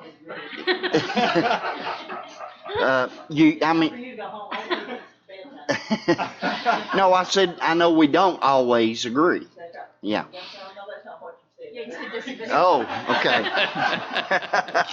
You're right. I'm past my bedtime. But yeah, I do that. But and you've been here and you've seen. I know you've seen it all. But the thing that just troubles me is that there's been 4 of them here. Help me if I'm wrong. In 11 years, is that right? 4 in if you count the interim. Oh, if you can't enter them, yeah. Is that correct? 4 in 11 years. 2. We should know this. Well, if you're counting when Jesse started. That's right. Yeah. If you're counting when Jesse started. last year. Yeah, I am, and plus the interim. No, so, yeah. If you're Point is that you want one to stay long. Yeah. The point is, and I think I'm right. I think I did this right. 4 in 11 years. I mean, we just need some stability, in my opinion. And I've said this before, Joe's opinion, that I'm afraid somebody will come and steal our young superintendent, and we need stability, in my opinion. Question would be, a district our size, Brent, somebody, what does a superintendent make for a district our size? Not countrywide, but maybe regional or in the southeast. I had that number, and I would be very hesitant to quote it off my cuff, but I'll send it to you. I know that, for example, Knox County has been in the range of 220 to 260, depending upon the experience of who's been in that chair. TSBA actually gave this info probably 9 months ago, whenever I was at one of the trainings, and I don't remember the exact range, but I remember the wasn't Brian's like initial base, or I'm sorry, Dr. Johnson's initial base like 197? 197.5. Yeah, the 197.5 was slightly out of the start of the range for districts our size, if that helps you at all. First job. The number of days out of the district, I hear that, and you know, if that's going to be a deal breaker, then maybe we ought to do something to fix that. But ultimately, as his supervisor, we still have control of that. You know, you can't do this one, or you can't do that one, or we still have control of that. 5 of us, the majority. Yeah. So I hope and trust that we'll move forward with this, and I don't want to lose Dr. Johnson. Dr. Highlander and this is Mrs. Robinson. Did you turn yours off? I know you had it on. Mrs. Robinson. So I guess I'm just curious, are we recommending any changes to the contract? We've had a lot of discussion, but did we actually make any recommendations to the contract? And this is moving forward for Thursday, or where are we? I haven't heard anything, but what I will do, because I think that I have heard some good discussion, is I'll ask him about the number of days being out of the office for professional engagements elsewhere. I think that's a fair question to ask. Okay. Dr. Highlander, did you change your mind again. All right, Ms. Thurman. But one other thing is about the self-appraisal. We never did get self-evaluation. We never did figure out whether he had done one, didn't do one. We've seen here that he does one. Are we going to hold him to that? I'm not sure that we ever didn't get one. We got one last year, first year. And, yeah, so that's in here. Yeah, And like I say, we can control the amount of days. All you have to do is come back to this contract and say, you said I could do it, you didn't put any days in here. So if we're gonna fix it, we need to fix it on the spring. I'd be interested in adding something that has to do with like number of days school is canceled because of weather related. Like if it doesn't rain, he has to work an extra day. Or like if it doesn't snow. So you need to come to Kyle and everybody else like that. I can bring up there and I will tell you, when I was chairman, Mr. Wingate, and I got calls, starting getting calls at 3:30 and 4 in the morning to tell me I needed to cancel school. Oh, man. And I'm going to tell you, Dr. Johnson and his staff, now Dr. Robertson and that group, they work hard on those days people are not in school. And I'm sure they work very hard on those days. People erroneously think that you're going to be getting some calls if it snows. I promise you. Alvin Lee's retired, so maybe you won't. But All right, anybody else? I had a couple things here, just observations of listening. As far as the days part, I like Scott said, blow hot or cold on that. The one thing I do know is that's already kind of taken place. Not obviously being compensated for, but just the type of speaking that's going on, and just really telling other folks, being asked to come speak about what's going on in our county. So some of that's already happening. And then the other thing I would say is just go back to the comment about the contract and being in an election year and all that. The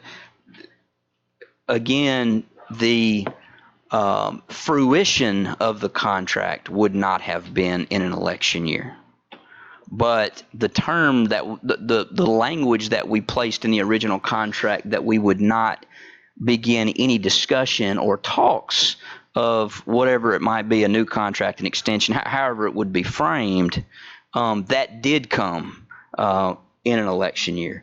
I'm just trying to be realistic here. And so if this contract were to be renewed or begun this summer, the reality is we won't be in the same predicament next time, because if we begin to have those discussions inside of a year, that's going to be an odd number year. So we won't be in the same spot. Anyway, I just wanted to make that clarification. So, okay. Mrs. Jones. So I don't know what's going to happen on Thursday, but I just want I think what I have great concern about is the fact that we put something in a contract and now we're talking about something else. And I understand all the rationale for it. And I want Dr. Johnson to stay here and retire and watch little Brian graduate from high school and everything else right here in Hamilton County. But I also know historically what Hamilton County schools do, what Hamilton County Department of Education, what our historic background is. And it just makes me leery because I'm also a taxpayer, and we're also a body of people that they entrust, the community entrusts for us to make a decision. And I really struggle sometimes because I feel like we can't do anything with fidelity. We don't see anything through. We make a decision and then we come back and we dance all the way to the beginning and then we take 30 steps back. And like I said, I understand everything everybody has said. I do, I really do. But I just wish we could do something with fidelity and just see it through. And I wish we were able to exhibit traits and actions of such that we wouldn't have to worry about somebody coming to get our seat, a top 10 corporation coming to get our CEO. I mean, I don't like the sports analogies because, I mean, he's a whole doctoral educated man, but I just think that we wouldn't have to worry about those things if we, as a community and a county, treated people the right way and did things with fidelity. Then we wouldn't have to be having these types of conversations. And I would like to be a member of a body that at some point we change the trajectory of things and we do things with fidelity. And I just kind of feel like we just talked out of the side of our necks. And so even if that doesn't happen, the fidelity doesn't begin this time, I would hope in the near future when we're starting new processes that if we say we're going to do something, then we do it. I believe that's why our trust with our community is staggers, because people are like, well, they say one thing, they do another. And I know we've done that in a variety of things, but I just wish at some point, no matter what it is, that if we say we're going to do something, then we see it through and we do what we have to do. We do the tough work we have to do to see that through. Mr. Chairman. Yes, sir. I want to amend something I said earlier. So I'm familiar with what Knox County has paid its directors in years gone by, because I knew Jim McIntyre very well, and I knew what his compensation was. Their current director was hired in 2017 at a base pay of $200,000, and he's received 2 4% increases. So he's now making probably just a little bit south of what Dr. Johnson's making. I will also say that the director of Knox County Schools, unless I'm mistaken, does not have his doctorate. He's not a career educator, I don't think. I know that he was the assistant superintendent for human resources in Knox County for many, many, many, many years. So it's sort of apples and oranges. You don't have the same resume as Dr. Johnson, but because I had given you a number for Knox County, I wanted to be clear that y'all had the right data. He's making just under what Dr. Johnson's currently making, but he's got a different skill set. And a larger system.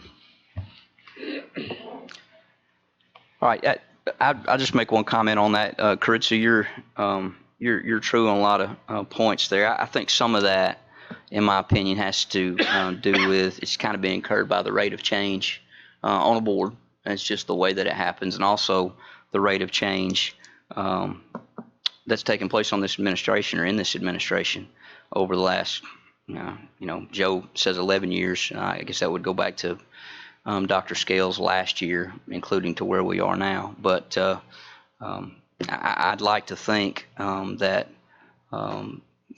what's taken place in the school system over the last 3 years would warrant some respect from constituents in the community, that there's a board and an administration that seeks to improve and has improved and is not satisfied. So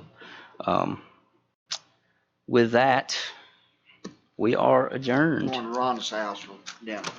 And we'd like to thank our faithful audience who remained with us. Thank you.